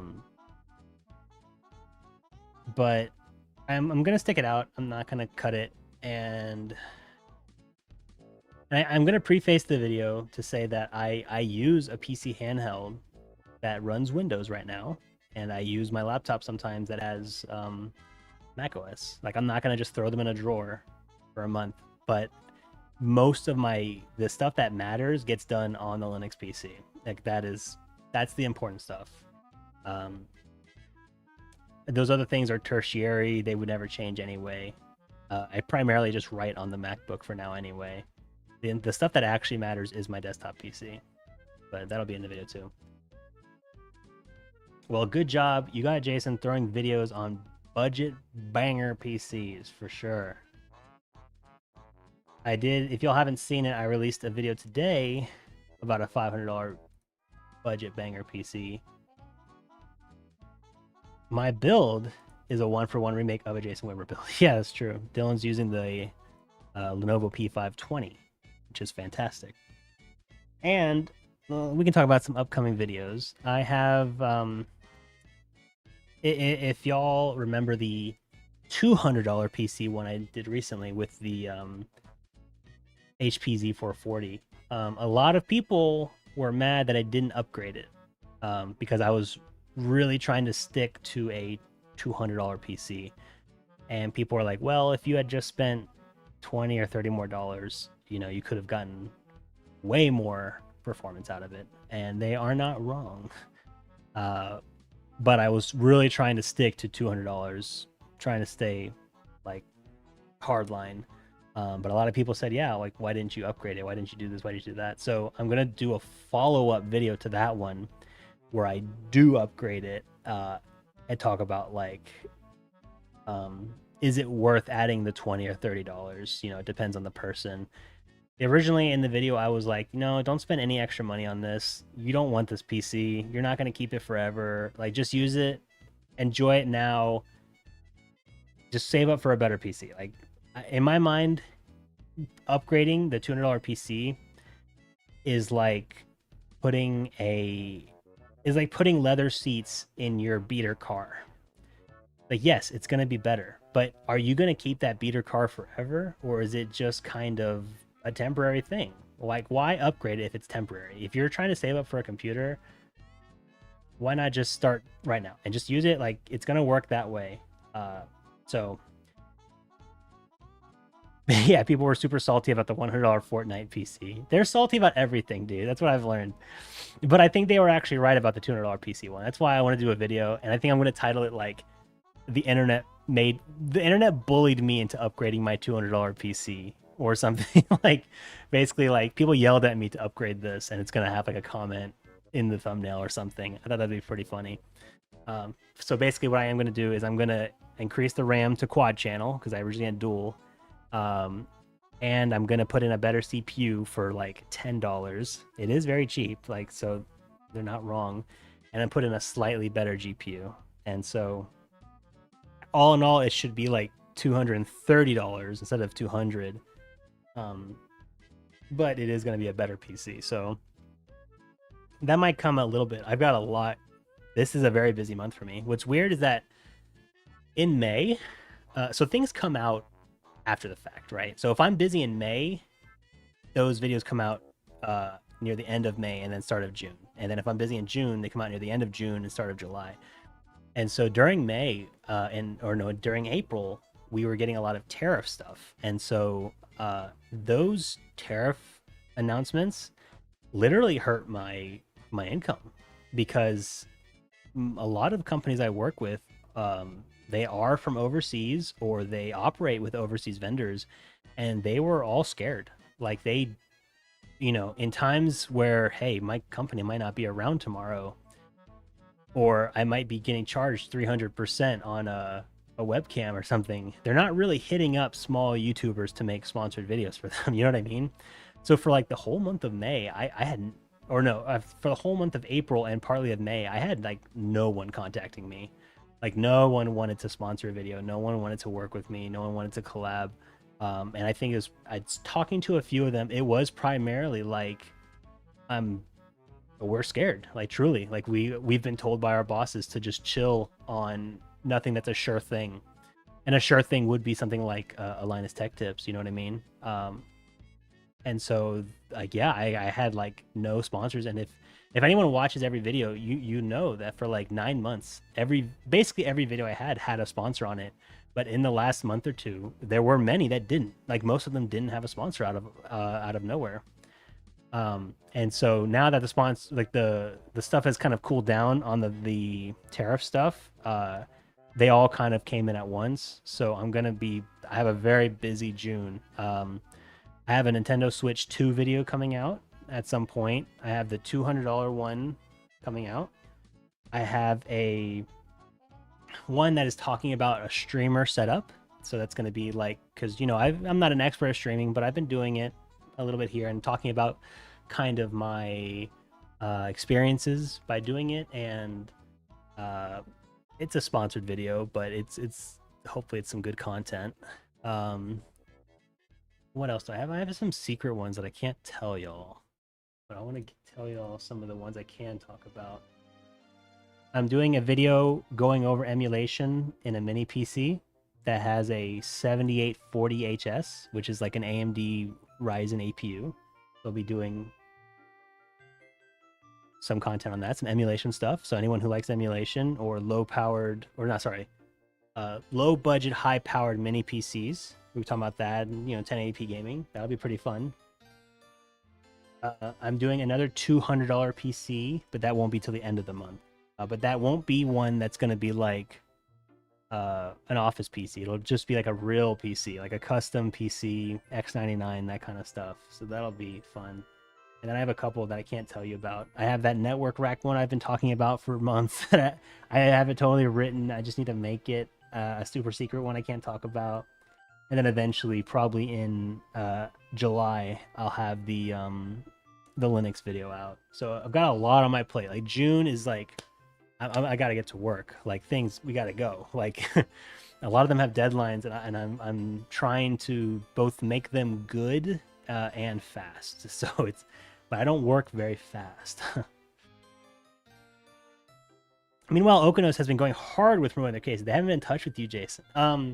Okanos did previously. If you watch the RTX 5090 PC video, the first one I did, where it was put into an Okanos case, that was sponsored by them. So they had reached out to me months and months and months ago, and we couldn't come to an agreement because they were fixing how they were doing their payment stuff. It wasn't some like they weren't paying enough money. It was literally on their end. And then they came back a few months later and they're like, hey, we figured it out. Do you want to do something? And so they did work with me, yeah. And they were, honestly, Okanos was pretty good to work with. They were pretty chill. They didn't push me. They didn't like try to rush me like a lot of these guys do. They weren't like giving me these huge requirements and forcing me to make promises I can't keep. They were pretty chill. I was pleasantly surprised, and I'm always happy to talk about companies that I think are chill, because so many of them are not chill.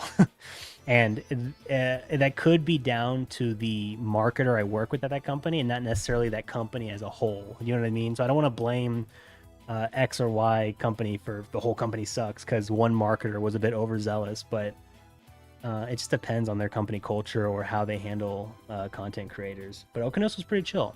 Yeah, I like Okanos, and I think their cases are pretty good for the price. I think they are doing a good job of making new cases that are interesting at an affordable price. I'm not sure how much longer they can do that. I'm not sure if they're making a good profit on them. So hopefully they don't raise the prices too bad whenever it happens. But they are pretty cool. Yeah, Okanos makes a good budget case, but the USB-C annoys me for budget builds where the motherboard lacks a USB-C header. Understood. I can understand that. And that's especially confusing if you're flipping computers and the people who you're selling to don't know that. So there's just a USB-C slot, but there's no USB-C header, obviously. On the board, yeah. So I can understand that. That'll be a fun video. So you built a $200 PC, but now you want to upgrade it. Yeah, pretty much. It's kind of a follow-up to it, and I think I'm going to directly compare the performance, saying like, is this worth $20 to you? I don't know. It's up to you. But people get very very up in arms about stuff like that. It's really funny. You get to buy a USB 3.0 to USB 2.0 adapter. I have seen those, yeah. Did prices ever even out enough on AM5 and APUs to make those a value for the ultra budget gamer? M5 seems real pricey sometimes. Yeah, you're talking about like the mini PCs that are running APUs.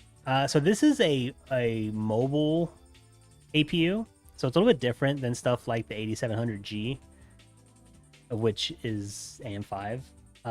So it's going to be more of that. In terms of the desktop ones, I don't think they're good, only because if y'all have seen, what are those mobile APUs that have like RTX 4060 pricing, or sorry, performance? It's like the AI H360 whatever. I don't know. It's like there was a mobile CPU that came out recently that was basically only in an Asus ROG Flow tablet, which cost like $2,200. But it was a chip that has graphical performance equal to an RTX 4060. That's insane. Like it is insane. We looked at it on the stream a month or two ago. It is amazing, but it cost $2,200. So it's very expensive. But I think if we could get that price down, in the future and more manufacturers can get a hold of it, it's gonna be amazing. It's gonna be so sick, dude. It's gonna open up so many opportunities. Like the Halo Strix, yeah. They have so many strange names. I have a hard time keeping up, but I just remember it was cool. How's your day going? What's up, Blind Tech? I turned 21 last Friday. Happy birthday, Blind Tech. Congrats to you. How much did you drink?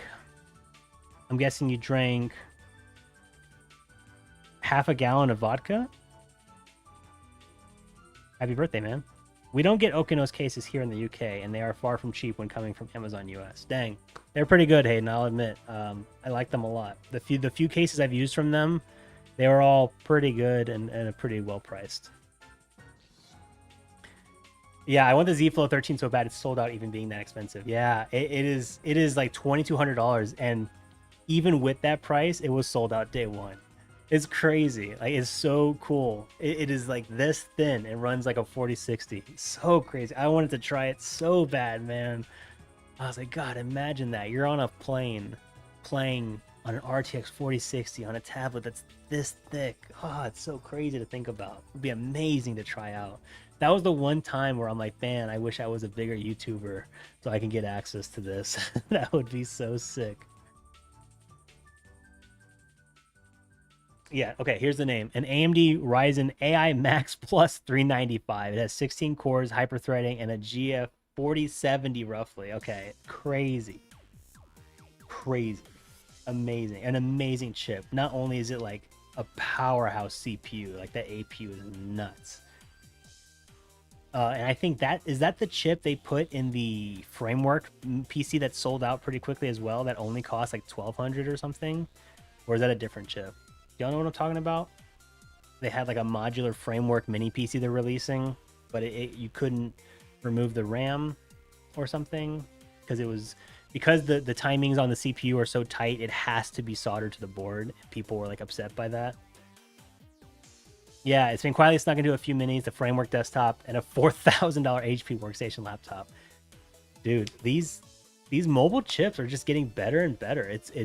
It's pretty crazy how good they're getting and how like power efficient they are and how you can fit them into anything. Like, it's not going to work in a handheld for now, but like eventually maybe it could. It'd be so sick.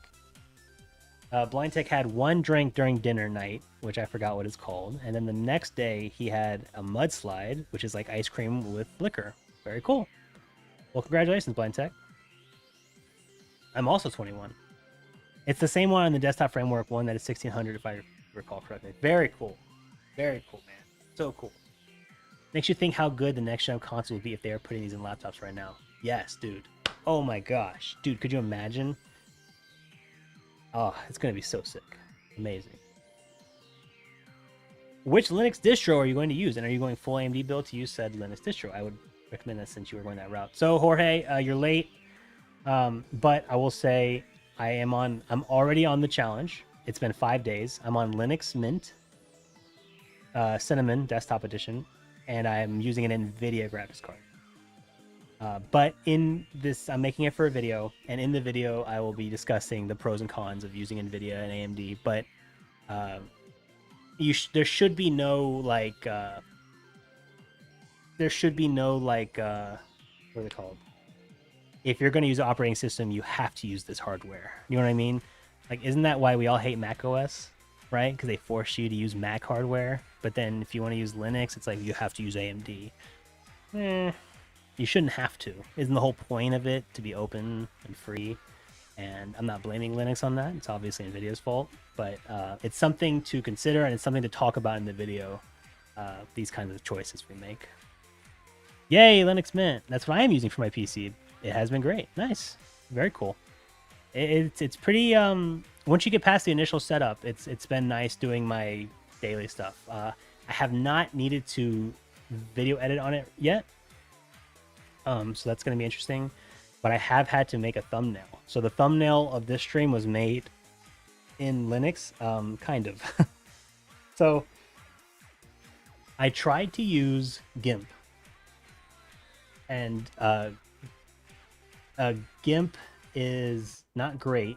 I did not like GIMP. I tried it. I was watching tutorials on it, and I'm just like, this is not great. But there's a website called photop.com or photo, and it is basically like a toned down Photoshop in a browser. And honestly, it is so much better than GIMP. I was so amazed by how good a video or an image editor in a browser could be. I was so surprised. And so I made, it's not as good as Adobe, obviously, not even close, but the layout is very similar and the tools you get on it are pretty good. It's just the AI ones that you just can't use. You can swap all the keybind. I understand. It wasn't the keybinds. It was specifically, a lot of the use cases weren't as good. So things like anything that uses like AI in Photoshop, like the object select tool or the image generation or any of these little tools that everyone kind of uses in their workflow that we've gotten used to. They have that in GIMP, but you need a lot of plugins and it's still like not as good. And so just the object select tool, that was what was making me upset because it doesn't work as good on GIMP. And so you kind of have to do things the old way, like the way people did it like 10 years ago. And so you can get it done if you had to, but I'm very much like, come on, let's go. And it wasn't working that great. And so I went to the Photop website and I'm like, oh, this is great. Like these tools aren't as good as Photoshop, but they're pretty good. Something we all need to remember and not take personally is that any operating system can only be as capable as the user. That is not true, Jeff. It's simply not true. Because you can say that about someone not knowing how to use Linux. I agree. That's why I'm like trying to put that in the video to say like, just because I don't know how to do something doesn't mean Linux is bad. But Nvidia not being able to work on Linux, that has nothing to do as being a capable user. You know what I mean? So there's other stuff going on. You know, it's never as simple as because what you just typed means get good, right? That's what you're saying. You're saying, and it's a very elitist way of saying, it's a very nice way of saying an elitist term, which is a get good. But there is more to every operating system that is more than just get good, because some things don't work on Windows, some things don't work on macOS, some things don't work on Linux. Some things are better here, some things are better there. So there is no get good for hardware working. You know what I mean? So there's like a lot of things like that people also need to consider, other than just get good. You know what I mean? And that's what I'm like. I'm having a hard time thinking about how I'm gonna put it into a video in a way that is like not condescending and also not elitist, right? Like trying to find a middle ground to tell people, hey, this video is about like my own personal use cases. So if I say I didn't like this because I'm used to this, that doesn't make my experience any less valid than someone who knows how to use it. This video is about me. You know what I mean? There's a lot of different use cases and you can't really downplay it. The video is not about is Linux better than Windows or is Windows better than Mac OS or anything like that. The video is kind of just talking about my experiences coming from someone who knows a little bit about Linux, but ultimately knows more about Windows and Mac OS. And I think that is what people need to know, because most people aren't experts at operating systems. Like most people aren't experts at Windows or Mac OS or whatever operating system they use. They just use it and they go about their day. Most, like everyone in this chat, we're all experts. Like, let's just say it, we are. Compared to everyone we know, we are the tech people. And so compared to them, we know more than them in these situations. And so it's hard to compare what we're doing to each other, but it's even harder to compare to 99% of people, which is not people like us, people who aren't watching tech streams, who don't want to tinker, you know, they just want things to work. And that's not always necessarily Linux's fault or Windows fault or Mac OS's fault. It, you know, could be the developers of the software they're working for, the developers of the hardware. Like, you know, it's never as simple as just blaming someone that, you know, Mac OS is better. But there is more nuance to it other than get good and other than just like use this hardware. Well, you did it wrong, use this hardware. Like there's more to it than that for everyone. So I'm hoping in the video I can get that through. It's going to be very difficult, and I'm trying to find a way throughout the month because I haven't started writing it yet. Obviously, I haven't even finished the challenge. But I earned day 5. And it's I will say day 2 was better than day 1, and day 3 was better than day 2, and so on and so forth. So I think as I get more and more stuff installed, it'll be better. Yeah, you are right, but I was just wondering, that's all. I missed the beginning of the stream because I was playing Overwatch on Steam on Linux Mint. Nice. Photopea is a great option for using it in Linux. I liked Photopea a lot, actually, yeah. I was surprised how good it is. I didn't know we could have such strong tools in our browser. That's amazing. I feel like I'm one of the rare PC guys that doesn't hate Mac. I have some issues, but I love Apple Silicon Era Macs and iPhone. I'm also in all 3 ecosystems. And me. Yeah, it's surprising that you're in all 3. That must be really frustrating.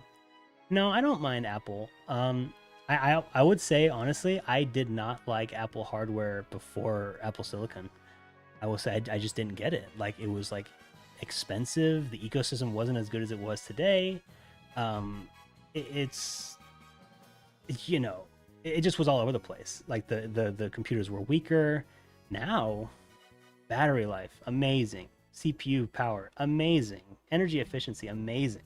Right? It's like how the laptops are thin as paper, and the keyboards feel good, and they don't get hot, and it's like, okay, if you don't like the software, I can understand, but how could you hate the hardware? It's so dang good. You know what I mean? Like, and so I've loved Apple Silicon ever since it came out. It's so good. And I've had to get used to the operating system. And other than gaming, I don't hate it. I don't hate it at all. I think I think Linux and Mac and Windows, they all kind of have their strong use cases. Only just noticed those boxes in the background are PC case boxes. Yeah. Yeah.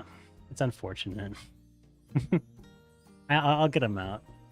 There's yeah, if you look at, this is the case for the box of my computer's in, and then this is the one for that $500 PC video.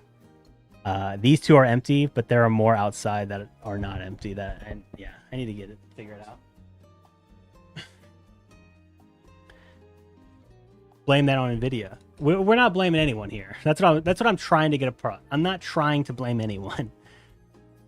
But that's a question people are going to have if they are considering going to Linux and they already have an Nvidia card, and you can't get mad at them for not wanting to go Linux if it doesn't work that well. It's not their fault they bought Nvidia, right? I love Linux Mint Cinnamon, but while they shuffle their feet on Wayland, I'm getting really into Bazite. Is Wayland the window thing? Like, I think I'm still learning my Linux issues, but I think Wayland is like a window thingy. What am I trying to say? A window snapper? I think, because that sounds familiar when I was looking up that. I feel like you were doing 2 challenges at once, running the 5070 and Linux at the same time. Yeah, kind of, actually. You're right. I kind of am. I'm not saying get good. I'm simply saying that people shouldn't view their own capabilities as the measuring stick, and I use Windows every single day. Jeff, that is saying get good. You don't understand what you're saying. That is saying get good. When you're saying people shouldn't view their own capabilities as the measuring stick, you are saying if you suck, it's your fault, right? And you're saying it in a very nice way. And I understand you're not actually saying get good. It's a pretty rude way of saying it. But when you're saying is that just because you're bad at something doesn't mean what you're doing is bad. Or just, it's saying it's your fault why that thing is not good. And I know you don't understand you're saying that, but that is what you're saying. People shouldn't view their own capabilities as the measuring stick. You shouldn't judge things based on how bad you are. That is what you're saying. In a very nice way, you're saying get good. You know what I mean? And I use Windows every single day. Yeah, for sure. But there is more to it. There is more to it than get good, and there is more to it than you. I think what you're saying is it's people's. If I didn't know who you are, which I know Jeff. If y'all don't know, Jeff's in the Discord, so I know where he's coming from. If I didn't know Jeff, though, I would say by seeing that it's a very nice way of blaming other people for Linux, for them not liking Linux. You're putting the blame on the people not knowing how Linux works, right? And that could be true for a lot of things, but you shouldn't, not you, people shouldn't judge them based on the get good, right? Because if something was good, it's easy to use, right? I don't have to explain to someone how a fork works if they've been on chopsticks their whole life. They can understand there are prongs, and they can understand I'm going to stab it into the food. But there are some things more to that, where I've seen this firsthand, someone who's only used chopsticks their entire life, and they use a fork. Any of us who have used a fork, we understand you can stab stuff.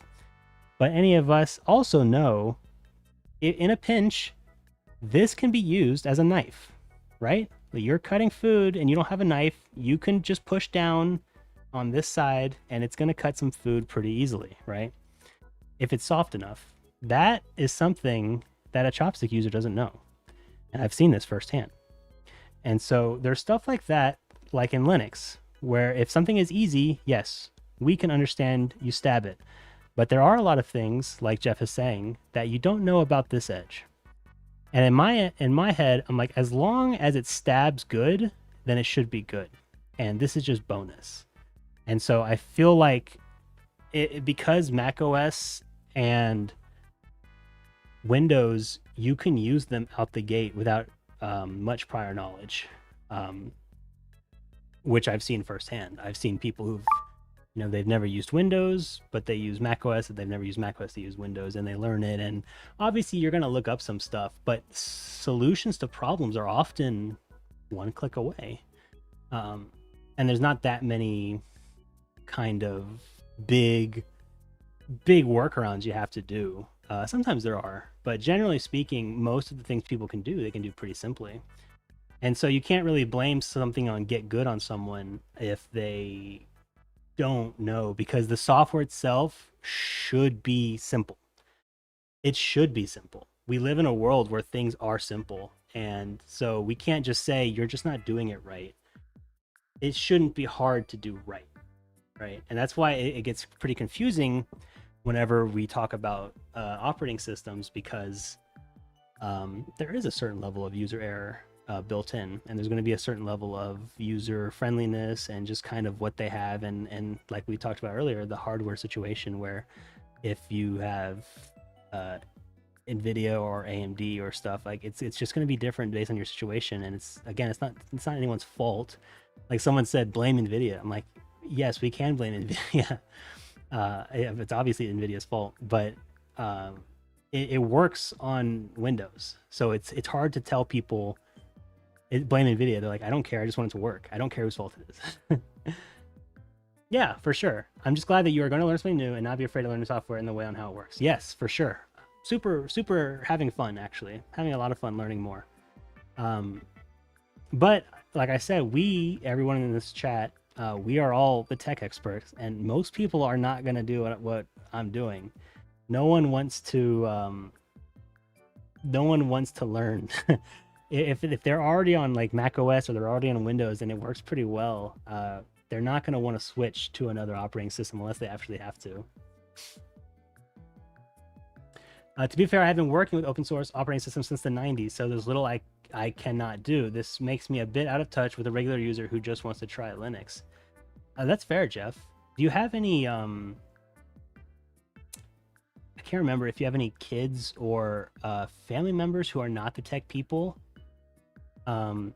It might be really fun, and maybe you can make a video about it, Jeff. Someone in your life who's not a tech person, or maybe they've never touched Linux, like just put them in front of it and like just see what they do. I think that'd be really interesting, especially coming from someone like you who knows what they're doing. It'd be really interesting. I think that'd be a good video.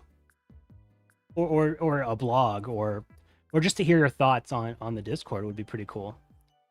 Yeah, no kids, but I do have lots of friends who come to me for help. Very cool. I think that would be cool if you knew someone who like wasn't a tech person and you just put like Linux in front of them. I wonder how they would solve problems. Like, obviously, like I said, we're all the tech people in our family. So what if they couldn't come to you? What would they do? They just Google it, or like young people would TikTok it. My mom uses Linux. To her, it's just a computer. As long as Chrome opens, she is happy. For sure. I think Linux is a great system if all you do is what's it called? If all you do is use browser-based stuff, yeah, for sure. You don't have to do anything else. Like, as long as Chrome opens, you got Google Sheets, you've got the whole Google Suite. You can get Outlook on there, Microsoft 365. For most people, they do most of their work in a browser these days. So I think, yeah, you could do that for sure. And it's probably harder to install viruses on on a Linux, just because I think mostly they target Windows. Hold on. I missed a few when I was complaining. I liked Apple prior, but it took me a long time to get it. I also feel x86 Macs overstayed their welcome, but a good few years at minimum got rough for a bit. That's how I feel, especially near the end of the x86 Macs. I'm like, these, like, they got dual cores whenever people were moving on to like 4 and 6. I'm like, I just can't, dude. Mac OS is actually BSD based Unix. Yeah, for sure. But I don't think anyone's saying, what operating system do you use? Well, I use Unix with a Mac OS skin. The work that Apple has put into Mac OS is what makes it what it is, not the back end. You know what I mean? That's why we call it Mac OS, and we don't call it, I use Unix on a MacBook Pro. No, I was saying that because of NVIDIA's reluctance of embracing open source, and yes, it's the window display service. Oh, Wayland. Okay, cool. Yeah, NVIDIA certainly has become the bad guy when it comes to open source stuff. Yeah, AMD's been pretty good about it. I wish NVIDIA would do more of that. I think they'd get a lot of good PR for that. Wayland is still young, and my boomer brain does not like it. I was looking into it because I had to install something for snapping, because I use snapping all the time, and I think that's how I saw Wayland. But I don't think I have Wayland. I think I'm using something else. Display Manager, I guess, is what we call Wayland, or Xorg. Yeah. Window display server. Okay, yeah. I just noticed the thumbnail, the mugshot style. Yeah. That was kind of what I was going for. Eating corn dogs with a fork. My man just has a fork at hand. Wait, so is Windows the fork? Look, the metaphor got a bit out of my hand, okay? I do feel casually, assuming your hardware works, all three have gotten pretty friendly, thankfully. Yes, absolutely, man. The Windows of today is so much more friendlier than the Windows 95. Same with Mac OS, same with Linux, man. Everything has gotten so much better, which is amazing. Fantastic. They've done tremendous, truly the best operating systems out there. People often ask me, what's your favorite operating system? I say, the one built right here in the US of A. Which one? I'll be honest with you. I haven't used a computer since 1999. I tell my assistant to email everything for me. As long as it fits on my BlackBerry, I'm happy. I think the problem is that Linux should be more intuitive to use. I think that will come with more users. I agree with that. I think that kind of that is something that Windows and Mac does way better. Like a very, very intuitive to use, especially if you've only used a phone. And that's what a lot of young people are. They're coming from a phone or a tablet to a desktop environment. And so having those work out, I mean, it just kind of makes sense. I've learned that a lot of young people have a hard time running a mouse, actually. There's a very funny story I had. This is from 2012, so this is, I think it's gotten worse. But this lady was teaching a kindergarten course in her school in the computer lab. So they have a computer lab. I don't know if they still do. This was, again, 2012. And they invited all the kindergartners in, and this is like the first week of school. And these are, 6-year-olds. I think they're 6. And instinctively, all of the kids started touching the screens with their fingers because they don't know what this is. Okay? And that's where we're coming at with these with young people. Okay? So we got to meet them where they're at. and we got to find ways to translate that experience to this. And you know how you don't do it? Telling them to type things into a terminal. So we need to find something, because that's the next generation. Those are the next generation of computer users. We need to figure out a way to come to them.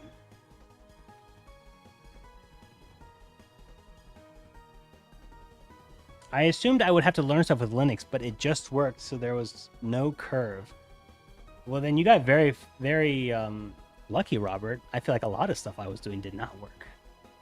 Even though I was following like the direct guide sometimes from the software manufacturers, not manufacturers, I guess the creators, I would type in the first thing, doesn't work, error, missing dependency, do this, do that, doesn't work, does not exist, you know what I mean?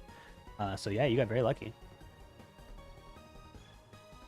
I used to love Mac hardware until they started soldering RAM and storage. Yeah, that's like my one biggest thing, that they overcharge for storage and RAM and you can't change it. Like, that's so frustrating. I do tech support and supply PCs to my mom's FOE club. I put them all on Mint because it was harder for them to break and I had to make less house calls. I have heard of that, yeah. I've heard of people forcing their parents onto, man, for a lot of them, it's just like the Facebook box, right? And so as long as they know how to work a browser, which, you know, Chrome on Linux, on Windows, on Mac is pretty similar. So they can do everything they need to do, which is pretty cool. And a lot of the desktop environments on Linux, I mean, you can go to the start bar and you can kind of understand, hey, there's a giant power button there. If they've used a Windows PC, it's very similar. Mac may be a bit different because it's on the top, but it's pretty similar. That's cool. To be fair to modern Linux, this was a similar fear when I was moving folks over to Windows 2000 from 9X. Won't it be too difficult? No, it just has a fewer problems and doesn't crash.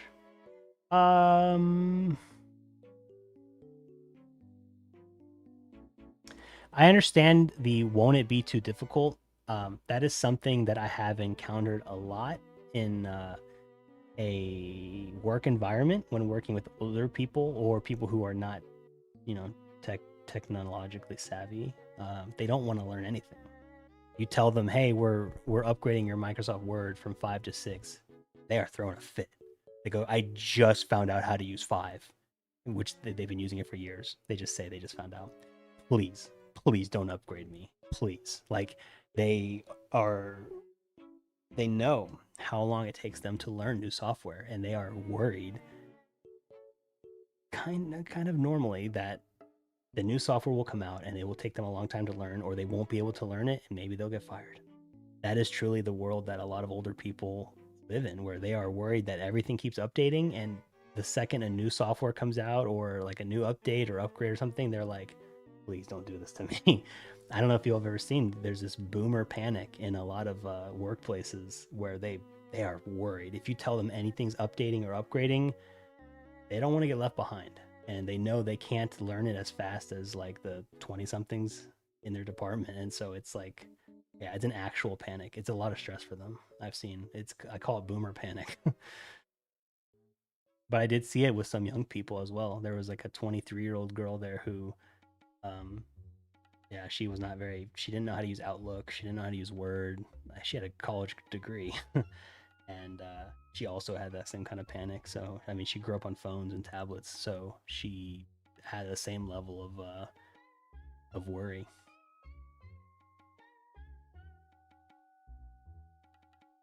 I was late to work this morning because an elderly man was working drive-thru at Wendy's and didn't know how to use tap to pay. That's so sad. That sucks that they had to work there. Yeah, that's frustrating. But it's still sad that they had to work there at all. I remember a few stories like that. Also, my SO's son is very addicted to touchscreens and thinks typing is stupid. That's awesome. Very true, dude. That's very true. Without command line skills, your experience on Linux will be limited. That's where you truly tame the OS. But yes, you cannot blame the user for things like bad Nvidia driver. Yeah, that's fine.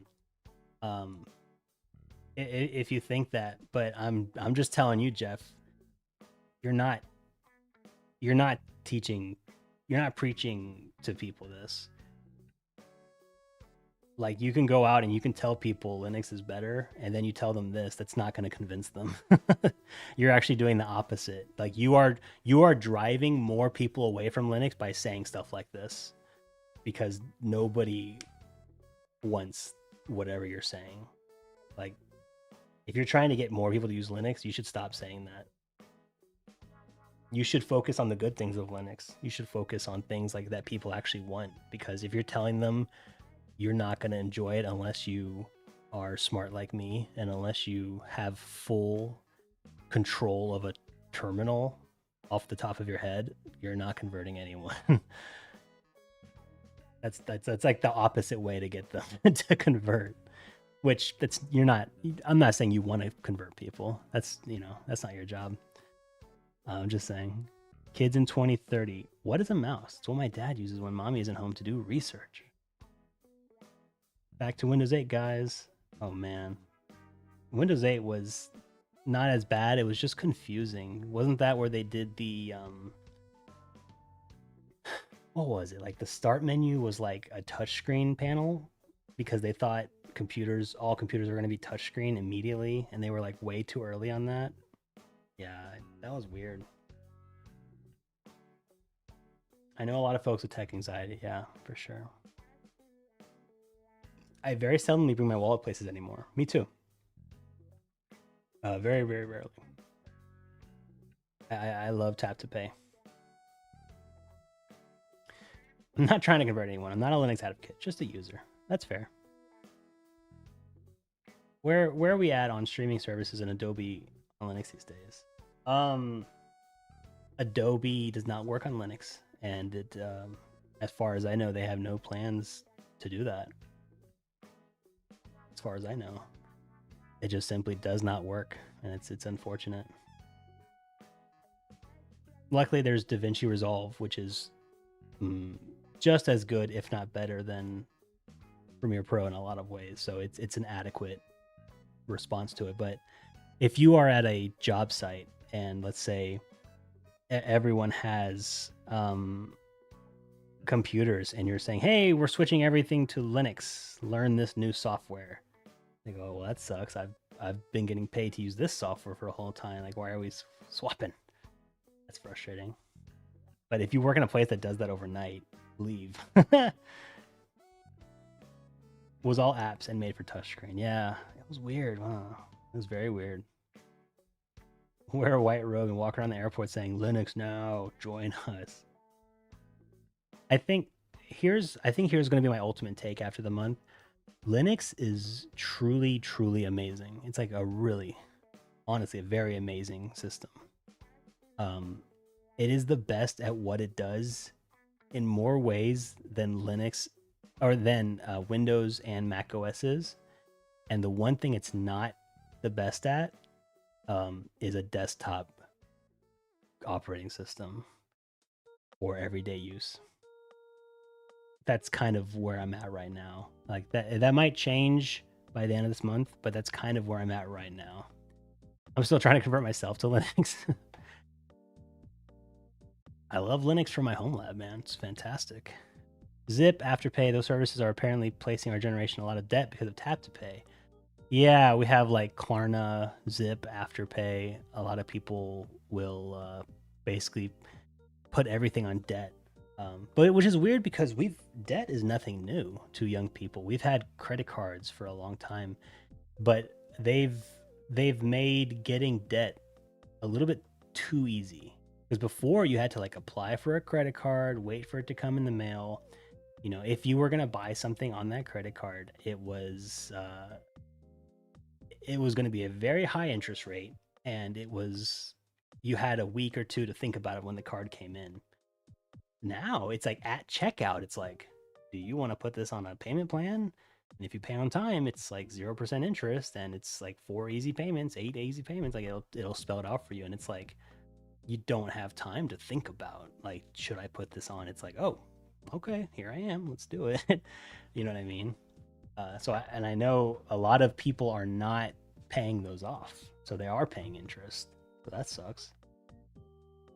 Netflix 4K and like HBO Max working yet? I have not tried them, actually. Wesley. I'll put that on the list though. I'll put that on the list to check it.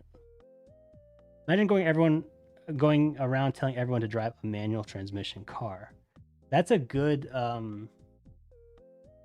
thing, Robert. Let me see. Because I was asking ChatGPT something about Linux, and I like instinctively said something kind of mean about Linux to it when I was trying to get some command lines, and it said something that was like bars, and I wrote it down. Oh yeah, this is what ChatGPT said about Linux. So yeah, it's kind of like owning a manual transmission car. Some people love the control. Others are like, why am I doing this to myself? And then it said when I posted in something that I had read about online. It said, "Yep, that exact kind of response is why Linux has a gatekeeping problem." That person came in saying, "I just wish it were easier." And instead of empathy, they got a lecture about market share, command line, and dot files. It's like asking how to microwave popcorn and someone hands you a bag of unpopped kernels and a campfire. It's pretty bars. Pretty good. That's definitely going in the final video. Home lab is the main reason I want to use Linux. Yeah, I love Linux in my home lab. It's fantastic. Let's have a guy saying you should drive a manual car, and the other guy says, "Why?" Well, because it's better. I 100% made my wife and son learn how to drive a stick. I drive a manual and daily drive Linux. Bane, that tracks. I drive a manual transmission car. Yeah, tons of people do. I think the people who don't drive a manual transmission, they look at it and they go, "Why?" You know what I mean? Alternate Jason with the hat backwards. That's pretty funny. It'd be like red shirt Jeff. Because it's cool. Somebody literally used Afterpay at Sam's Club for a hot dog. 4 low payments of 37 cents. You can order takeaway food on Klarna Pay in 3. Oh my gosh. I hope people aren't doing that. That is sad. My ending thoughts on Linux was it has a use case especially for old computers, but it is definitely not ready for mainstream.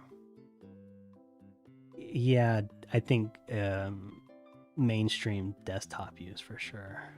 I really prefer Windows for gaming. Proton is too limited for me. Yeah. Proton is amazing. I'm really like super surprised with how good Proton is. But the fact that you have to do anything it sucks. Like on Windows, it just works. So it's hard to be like. Anytime I see people say like, "Oh, but Proton," I'm like, "Yeah, but Windows." Like there is no exception. It literally does just quote unquote just work. You know what I mean? We don't even have to think about it.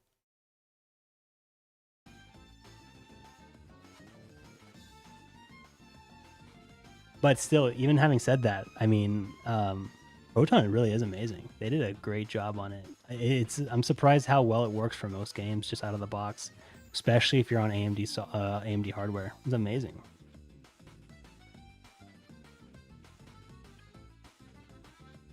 Sadly, some people physically can't drive manual. Yeah, for sure. That's why I'm glad automatic works. I can put myself in so much debt, it's not funny. I'm approved for up to $700 on After, $1,500 on Zip, $600 on Klarna, Toucan, 4. Okay, why do you know, Casey? Did you go after and to look at like how much you're approved for? Affirm and Klarna are a big time trap. Folks can end with hundreds of extra debt a month without noticing until it's too late. It'll make those 12 months feel like an eternity. But just to be sure, I don't know. I have not checked it. You only get, I think the appeal is that whenever you pay these things, it's 0% interest, right? But then if you miss a single payment or you're late at all, you get charged all the interest at once, which is credit card levels of debt, right? It's like 25%. And you get charged of it for like the whole year, not just that one missed payment, right? Just to be sure. And so basically the trap is that you have to make the payment.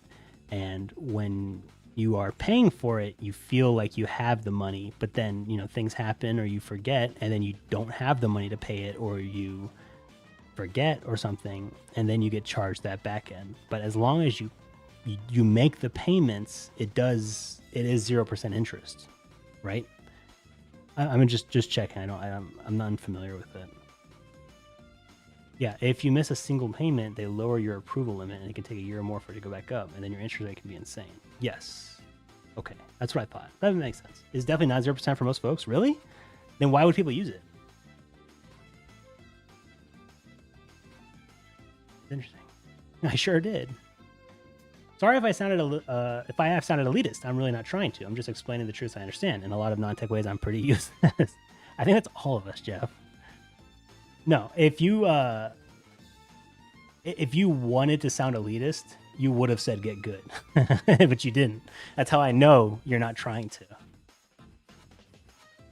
And that's why I wanted to let you know how it comes off of, because you obviously didn't know. That's what I mean. Like, if you were someone who I didn't know, I would say this person's elitist. But because I know who you are, I'm like, it's just Jeff doesn't know what he's saying.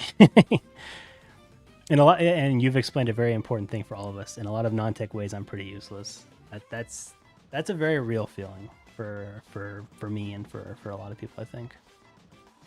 But you are, Jeff. You just don't know it. You are useful outside of tech.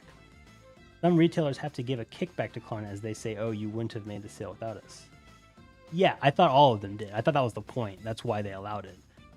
Reluctant paying for services are not the 12-month financing. So, okay. Zip now forces you into pay an 8 if your purchase is over 300. They charge you a certain dollar amount. Okay, so I guess it's different for every single one. Basically, a lot of them offer 0% financing if you pay in a certain amount of time, but if you want to extend it because you can't afford that, they will charge you a little bit more interest, but then if you miss a payment, they're going to charge you like insane amounts. Yes, pay in 4 is 0%, but I have coworkers who've fallen for the 12-month financing, and now they've dug a $500 monthly grave for 12 months because they spent beyond their means.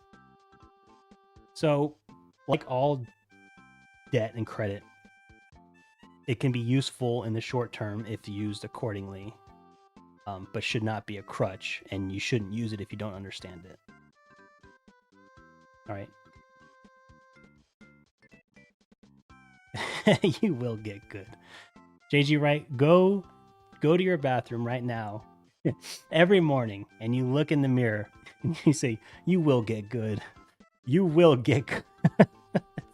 Write it on your mirror and look at it every morning and say it to yourself.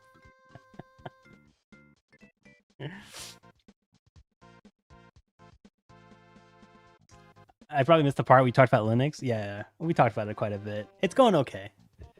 I'm not like the thumbnail's a bit of an exaggeration. It's not that bad. It's just like just learning a lot of things and knowing where the limitations are and knowing what I can and can't do is frustrating. And then once you get past that hump, right, I can finally start using it officially. But this stream's being ran on it, and it's going okay. It's no problem at all. Did you Arch Fedora Debian? I am on Linux Mint, which I believe is Debian, but I could be wrong. As far as I know, Mint is built on Ubuntu, which is Debian. Pay in 4 for the RTX 5090 so you can win that Fortnite tournament. Ugh, I hated that tweet, dude. After you win the tournament, you will pay it back, right? That's so sucky. Zip can literally be used anywhere. So can credit cards. I think the one issue we have is that these things are too readily available. It's like literally at checkout on an online site. It's like, do you want to do this? 2 clicks and you're done, right? Before, I mean, we had stores offering credit cards, but you had to be like in person and you had to sign up and like fill out an application by hand to get a credit card to that store. And it was like too many steps, right? And now it's like 2 clicks and you're done. And it's like, oh man, how can you say no, right? It's like a little bit too easy to get credit these days.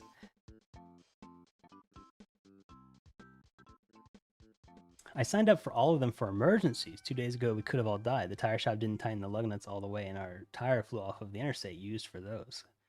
Yeah, and so that's what I'm saying. I think they can be helpful in a lot of ways if you are in an emergency like Casey was, or you need to finance something that will make money back. You know what I mean? Like, I think they could be useful, but like all debt and like all credit, it needs to be used responsibly and it needs to be understood. But I think a lot of people who are using it just don't, frankly, know, or you know, they just get caught up in buying the thing and like they don't think about it. I will send you a video later to watch about it. Okay, cool. I'd love to check it out. You return to Newegg before 30 days is up for Robert. Okay, let me ask y'all. How many of y'all do this? How many of y'all buy things knowing you're going to return it? And I'm not, no judgment. We've all done it. Okay, I'm not saying we've all never done it. I'm just saying, how often have you done it? And what's the last thing you did? Like you knew you were going to return it. Like maybe 90% knew. Because there are some times where I buy things and I'm like, I buy it not knowing if I'm going to keep it, but I at least want to try it out. And then I'm like, hey, if I like it, I'll return. Or if I don't like it, I'll return it. But I'm like on the fence and I still buy it because I know I can return it. So like, how do y'all go through that process?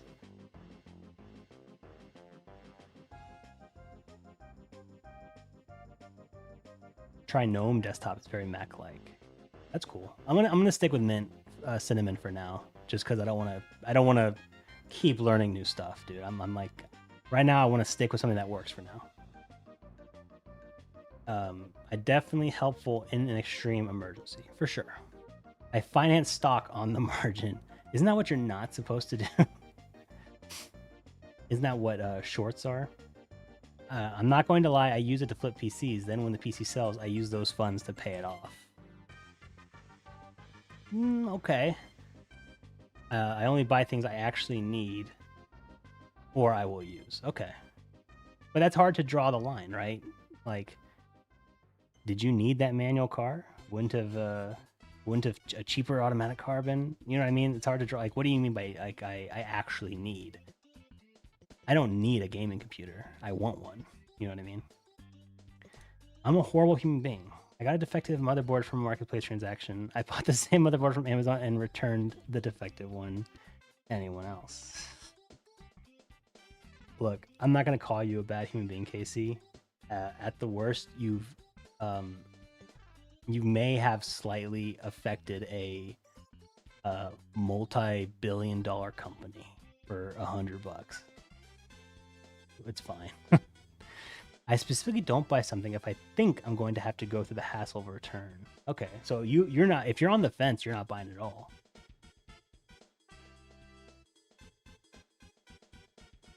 I've never bought something that I knew I was going to return. But I have bought something, then caught buyer's remorse and returned it. Yeah, for sure. You just returned it normally. One time I was about to head to vacation, I bought a speaker refurb. Blind Tech, we speak in dollar amounts. You don't have to say for the price of a graphics card or whatever. Just say the number. I've never heard. You just said I bought this product for the price of some other product. That's not necessary. Oh, but I guess you're saying it's expensive. Okay, so you bought a boombox for an expensive amount, and I was going to return it, but it sounded so good and the bass is so deep that I kept it and didn't return it all. Okay, $350. Okay, yes, that's how we speak, Blind Tech. Okay, we speak in dollar amounts. Okay, so you bought a speaker that you originally were gonna bring it to your vacation, and you had plans to return it, and it was $350. But then you liked it so much you kept it, and you didn't return it all. Okay, that's fair. That is an expensive speaker, but how good is a speaker for $350? Yeah, I mean that's a lot. That's a lot of speaker, I'll admit. Yeah, but I mean he was so loved by it, and he loved it, so at least I wasn't one of those Amazon customers that bought a 5090 and returned a GTX 970. That is crazy. that's like asking to get yeah, that's like asking to get hit. Like, it's one thing to return a product, the defective one, that's the same product, because it'll get covered by insurance. But if you're like replacing a 5090 with a 970 or something, like, you're straight up scamming them. Like, it's one thing to return it, but I don't know, it's just weird. It's okay. I bought a Sapphire 97 XT from Newegg, and it was bundled with a Corsair power supply for 825 in late March. But somehow Newegg sent me both items and a Gigabyte B850 motherboard. Interesting. I had buyer's remorse and returned the GPU and PSU, but kept the motherboard since it wasn't on any invoice. I think that is within your right. You lucked out. Yeah, they just sent you free product, and then you return the ones that you bought. I think the returning the things you bought is separate. Like, nothing wrong with returning something, right? It's like, it's why they build it into their system. There's nothing wrong with that. But you got lucky and you kept the product that they accidentally sent you. Yeah, I think that's fair. I think it'd call it a windfall, you know. And again, you're not hurting Billy Joe and his individual Jawa store, right? It's Amazon, or it's Newegg. They'll be fine.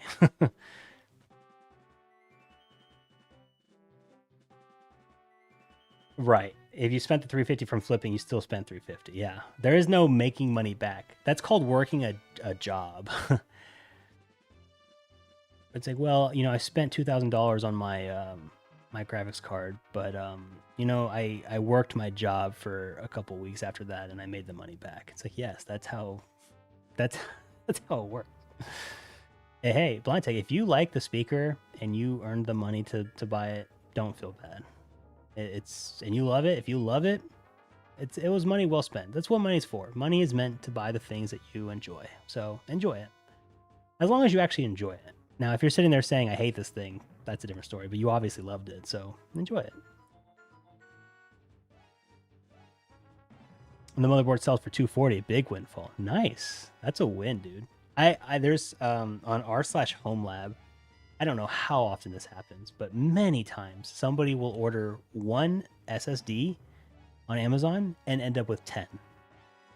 Like, literally. And it seems like to be so common.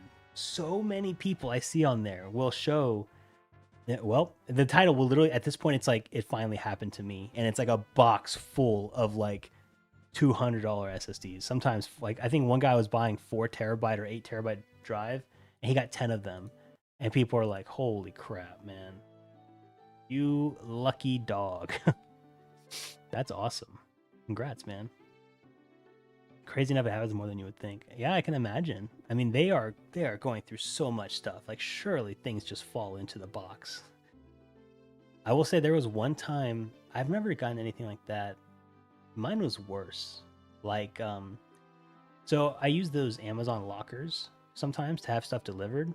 And in the locker was my package, but it was on the top shelf. And so even I, who's 6'2", I had trouble reaching it. It's like a really tall shelf. And my package was in the front, but behind it were 2 other packages, which isn't supposed to happen. Like, people don't share lockers. That's not a thing. And so it just means that it got left behind or something, or an error or something. And I was picking it up for my wife, so I didn't even know what I was picking up. I just grabbed all 3, just grabbed it and took it back home. And I'm like, you know, the 3 packages are here. And one of them was our package. And then the other 2, one was a phone charging stand. It's like one of those things you put at your nightstand where you like have your phone, your watch, and your AirPods. You know, it's like $20 or whatever. It was one of those things. I'm like, okay, that's cool.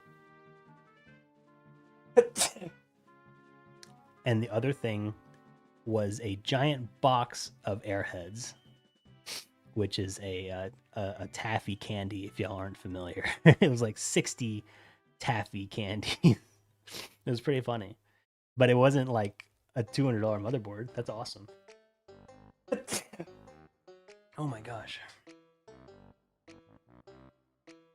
I ordered a Dream machine and got sent a Dream wall once. What are those?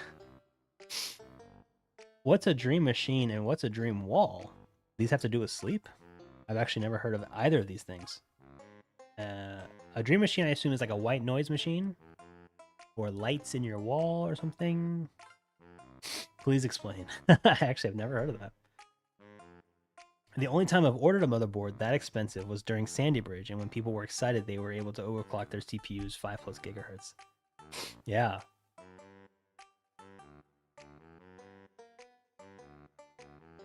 Oh, Ubiquiti network equipment. Oh, right, the Dream Machines, right. Oh, right. So the Dream Machine alone is not cheap, if I recall. What is the Dream Wall? That I'm not sure. Oh, it's much more expensive. Interesting. Wow, you lucked out. Yeah. So the Dream Wall is far more expensive than the Dream Machine. So what did you do? Because you wanted a Dream Machine. I don't think the Dream Wall replaces the Dream Machine, right?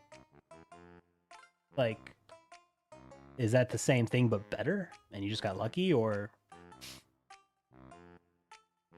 I forgot they call it the Dream Machine, man. I'm so far out of Ubiquiti these days. I just don't think about them. Zach Texturfs posted about buying an AM4 motherboard, and Newegg sent him that board and the equivalent ATX motherboard that has the same naming scheme from Ace Rock. Interesting. Huh.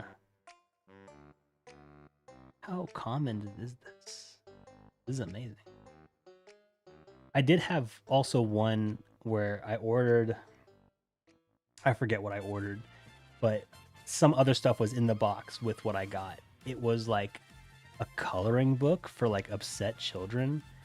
It was like basically a workbook that was like a coloring book for children with anger issues, something like that. It was crazy. And then it was, the other thing was like a bunch of like those little fidget toys, like 100 of them, like the little things and the keychains and like a bunch of different fidget toys. They were all very different. And that was also in my box for some reason. So you guys are getting good stuff. I'm just getting like garbage. I sent it back. The Dream Wall is for a small business. It was way overkill for me. r/home like you get a lot of shit for sending it back.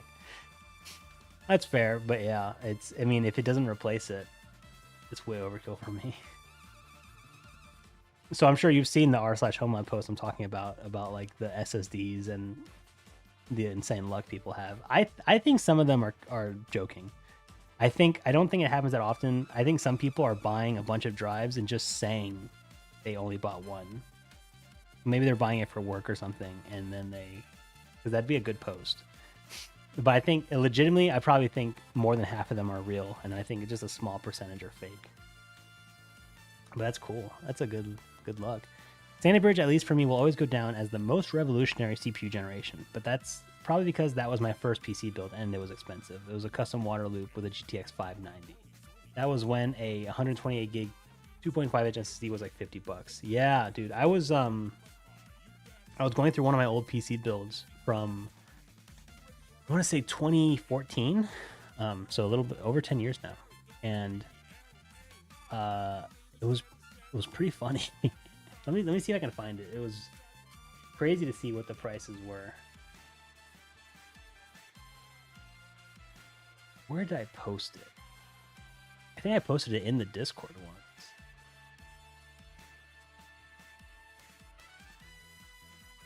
Oh no, I searched the word RAM. You guys say the word RAM too much.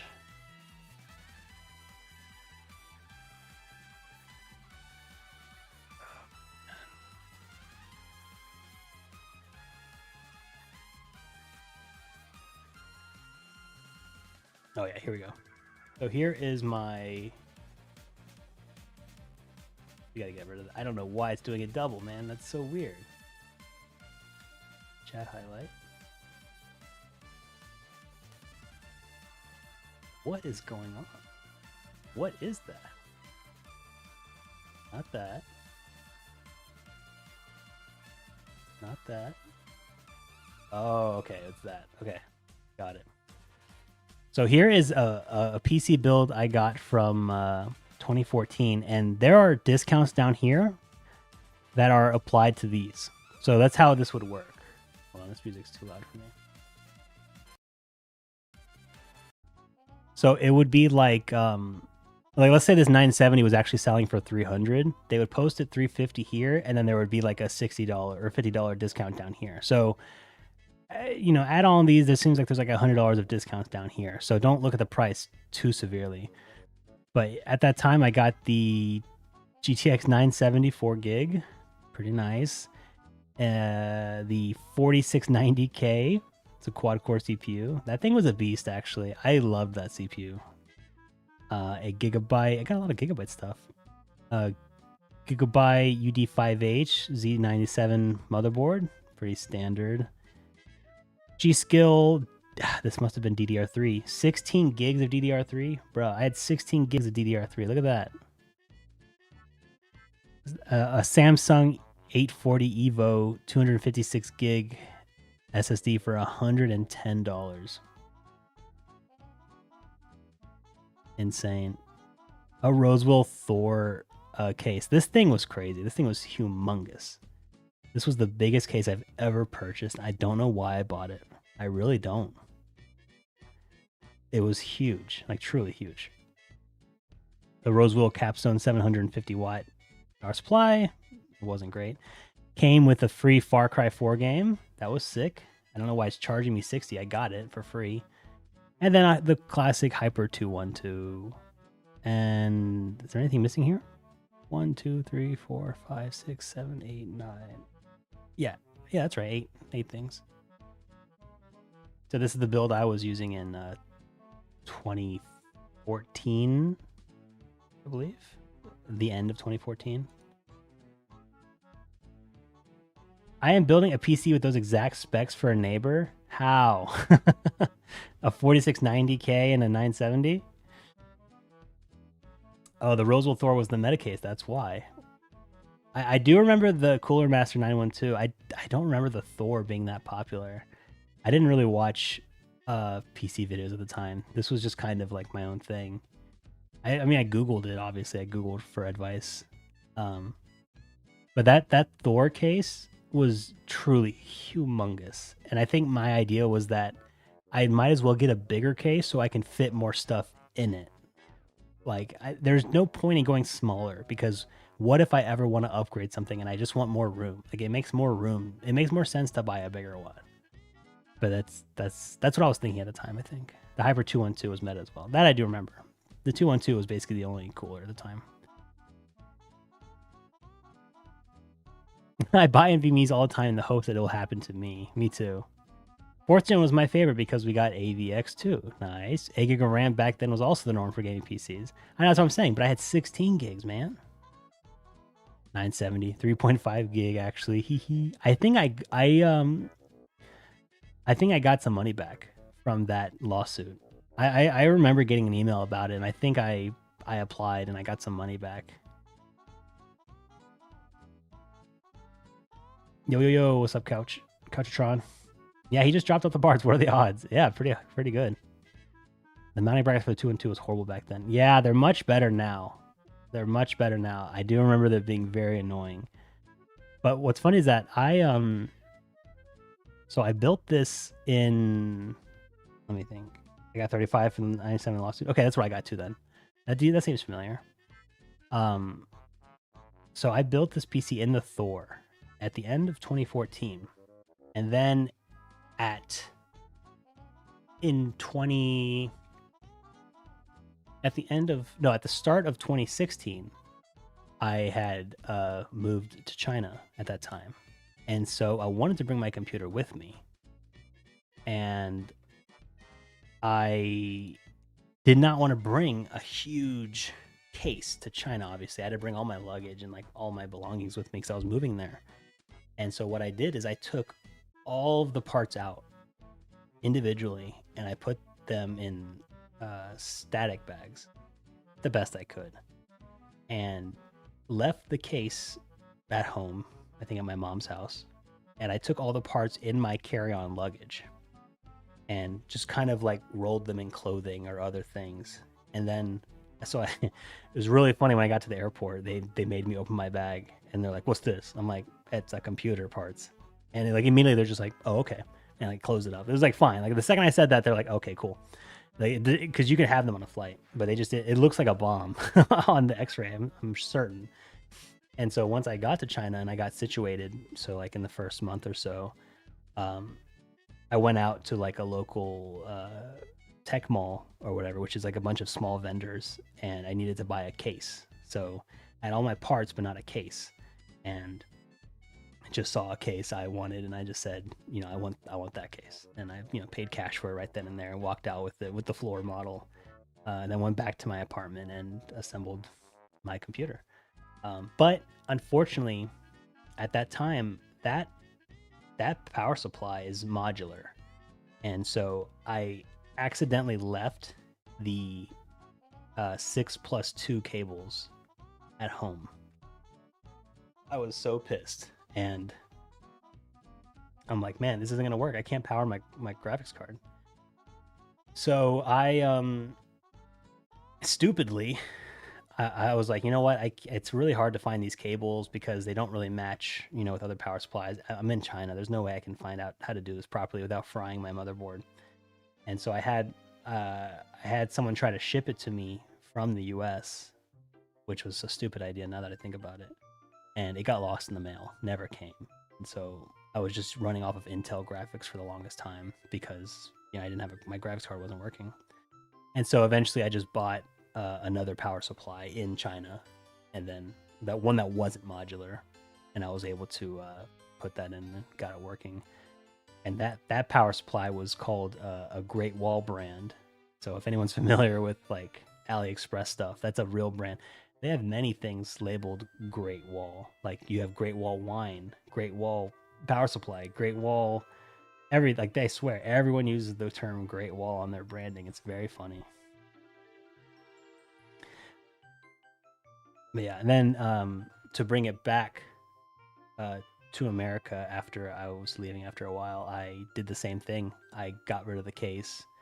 I think it was a cheap case. I think like $10. It was crazy. And I just left the case there.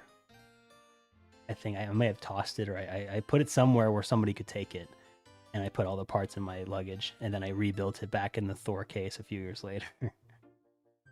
So I still used the Thor case after eventually. And then I eventually sold that computer to someone in the Thor case. So returned from whence it came. This generation will never know what it's like to hail manage without a PSU basement. Yeah, it was pretty crazy. Where in China did you live? I once visited Shanghai for an open source conference in 2015. Nice. Shanghai is like so different from the rest of the country. It's crazy. Shanghai's a really nice city. I lived in Wuhan, which is in the Hubei province, which I'm sure you're all aware of. You're all aware of that city. And let's just say I left at a really, really good time. But Shanghai is very nice. I went there once or twice, and it is like a different world from the rest of the country. I mean, it is the difference between like Birmingham, Alabama, and like Tokyo. Like it is so different from the rest of the country. It's crazy. Have I tried editing videos on Linux? Not yet. That's the next thing. Not yet. But I have DaVinci, so I think it's going to be okay. Is it really true about the air quality over there that it's not very good? Oh yeah, it's horrific. It is horrific. There is, they don't even try to pretend that it's good. And you can't look at the numbers because the numbers are fudged. So we use something called an AQI scale, and most Americans don't even know what that is because we don't have to deal with it. It's not something that we often deal with. But there they use the AQI scale as well, but it's like it's so fudged it's not even funny. Where here we will see like the number 75. I'll just give it out. So if you hoard for my asthma, yeah, you'd die. It's horrific. Depending on where you live. But if you live in a place where people want to live, it's horrific. Let's say the AQI here is 100, and that would be like our little things would start getting a warning saying like, hey, don't go outside unless you have to. The AQI is 100. It's really bad. In China, 100 is like, hey, everything looks good today. Go on outside. And only until it hits like 350 are they like, maybe avoid going outside. But you can look up at the sky and just see the pollution. So it got to the point where like you'll go months without seeing the sky. Like it'll just be gray, and it'll just be pollution just floating in the air above you. And so months and months and months go down where you don't see a blue sky, you don't see the sun, you don't see clouds. It's just a horrific blue, or not blue, I'm sorry, a horrific gray and brown sky. It's horrible. Yeah, we would wear masks often. Yeah, it's mostly the manufacturing, but also like their lack of like trying to solve the problem.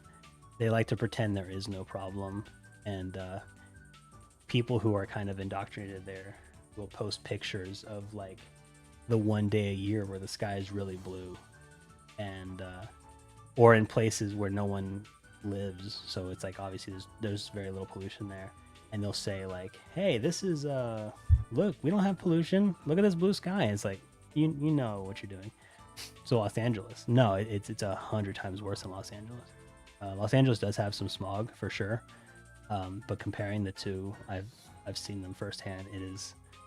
It's like 100 times worse. It is horrific, like truly. Let me try to find a picture. So we were traveling to Malaysia. Malaysia is a very beautiful third world country nearby. It's a few hours away. Beautiful. And obviously every country deals with pollution, but Malaysia didn't have very much. They don't have as much of a pollution issue, mostly because they don't manufacture as many things. And they have some strict rules about pollution, so they don't really struggle with pollution that bad. And I have a picture that I took from the airport, like in the airplane, like leaving Malaysia. I'm like, wow, beautiful, leaving Malaysia. And then I took a photo of us landing in China, and it is hilarious. Let me see if I can find it. Yeah. Let me save it. Okay, no, it's on the way to the airport. Sorry. It was not. Okay.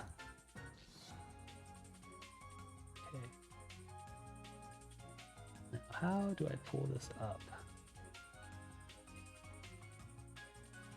Okay, I'm going to post it in Discord just so I can see it, because I have Discord. Hey, come on.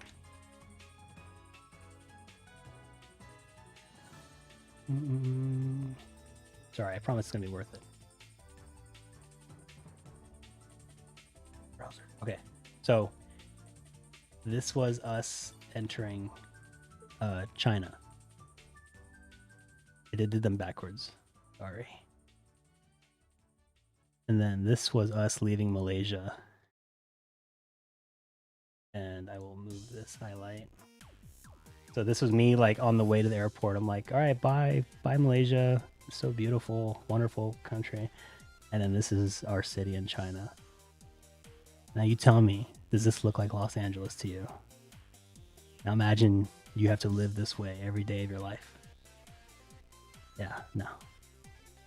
It's so much worse. Pretty crazy.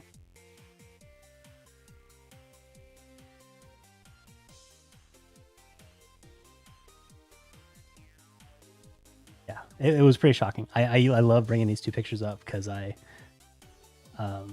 was even more shocking to me, because when you're amongst it, you kind of forget. You know what I mean? Like you see this every day and you just don't think about it. But then when you go from like 5 or 6 days of this, of like the beautiful countryside, which China has beautiful countryside as well, don't get me wrong, but just like in the beautiful blue sky, and it's kind of muted because I took it from a window of a bus or something. And then you get back and you're seeing this. Yeah, it was rough. So don't let people trick you. Don't let people lie, because you'll see a lot of people say like, "Oh, look," and they'll post pictures like this, like, "Look, it's so beautiful. It's always blue. Everything's perfect." And they're either lying or they're huffing copium, which this is the copium they're huffing, literally. Like it's a problem they're trying to fix. I think they're working on some really good stuff. They're trying to fix it. They have a long road to go, and it has gotten better. And I think you should focus on the efforts you've made to fix it rather than denying it ever happened, right? It's like tell us like, wow, what are the great things you've done to make this not as bad? And I will have some respect. But if you're sitting there trying to pretend that this is your world 24/7, what's the point, man? You know what I mean? Like, what is the point? Check out that GPU pickup while you're in Discord.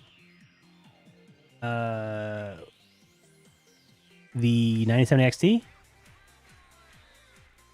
Wow. How is that possible? Is that a scam? Did you actually get this? It looks almost like a scam. It's a 9070 XT for $550. Why would they sell it for that cheap? This, like, we live in a world where they could very easily sell this for MSRP or above MSRP. So, like, why would they sell it for so cheap? I don't understand. In like moments.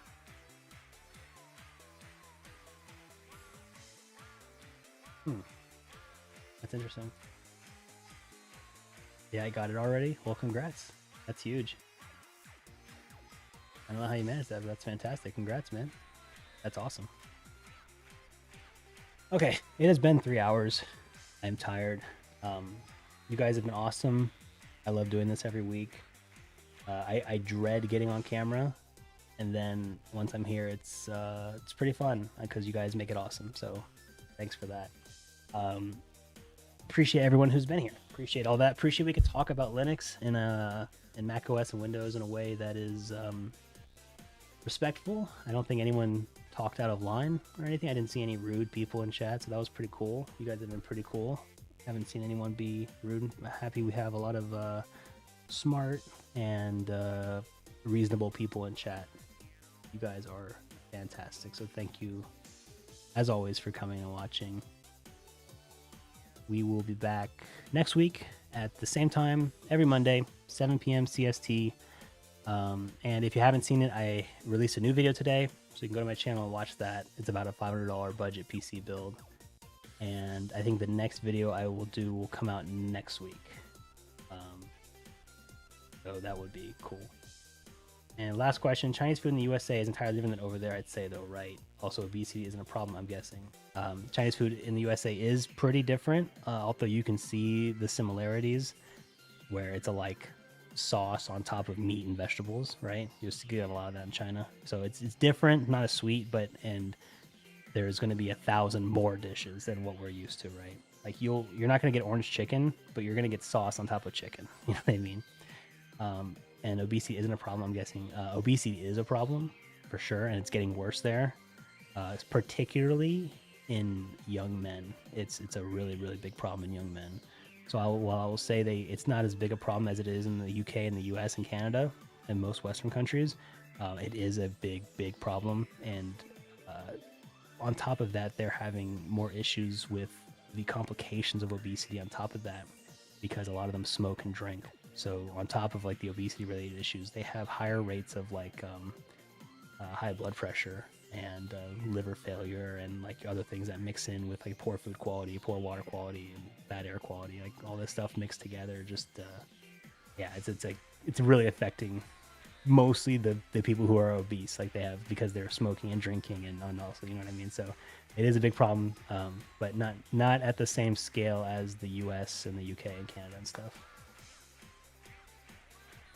ZTH Crow, Killer Memer, y'all are too late. I'm about to end, dude.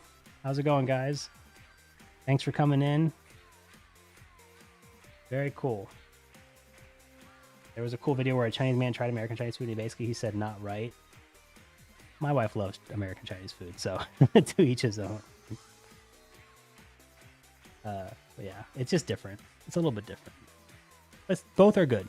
Just a little bit different, yeah. Okay, see you later, guys. Thanks for the stream. Have a good night. One love. Have a good week. Peace.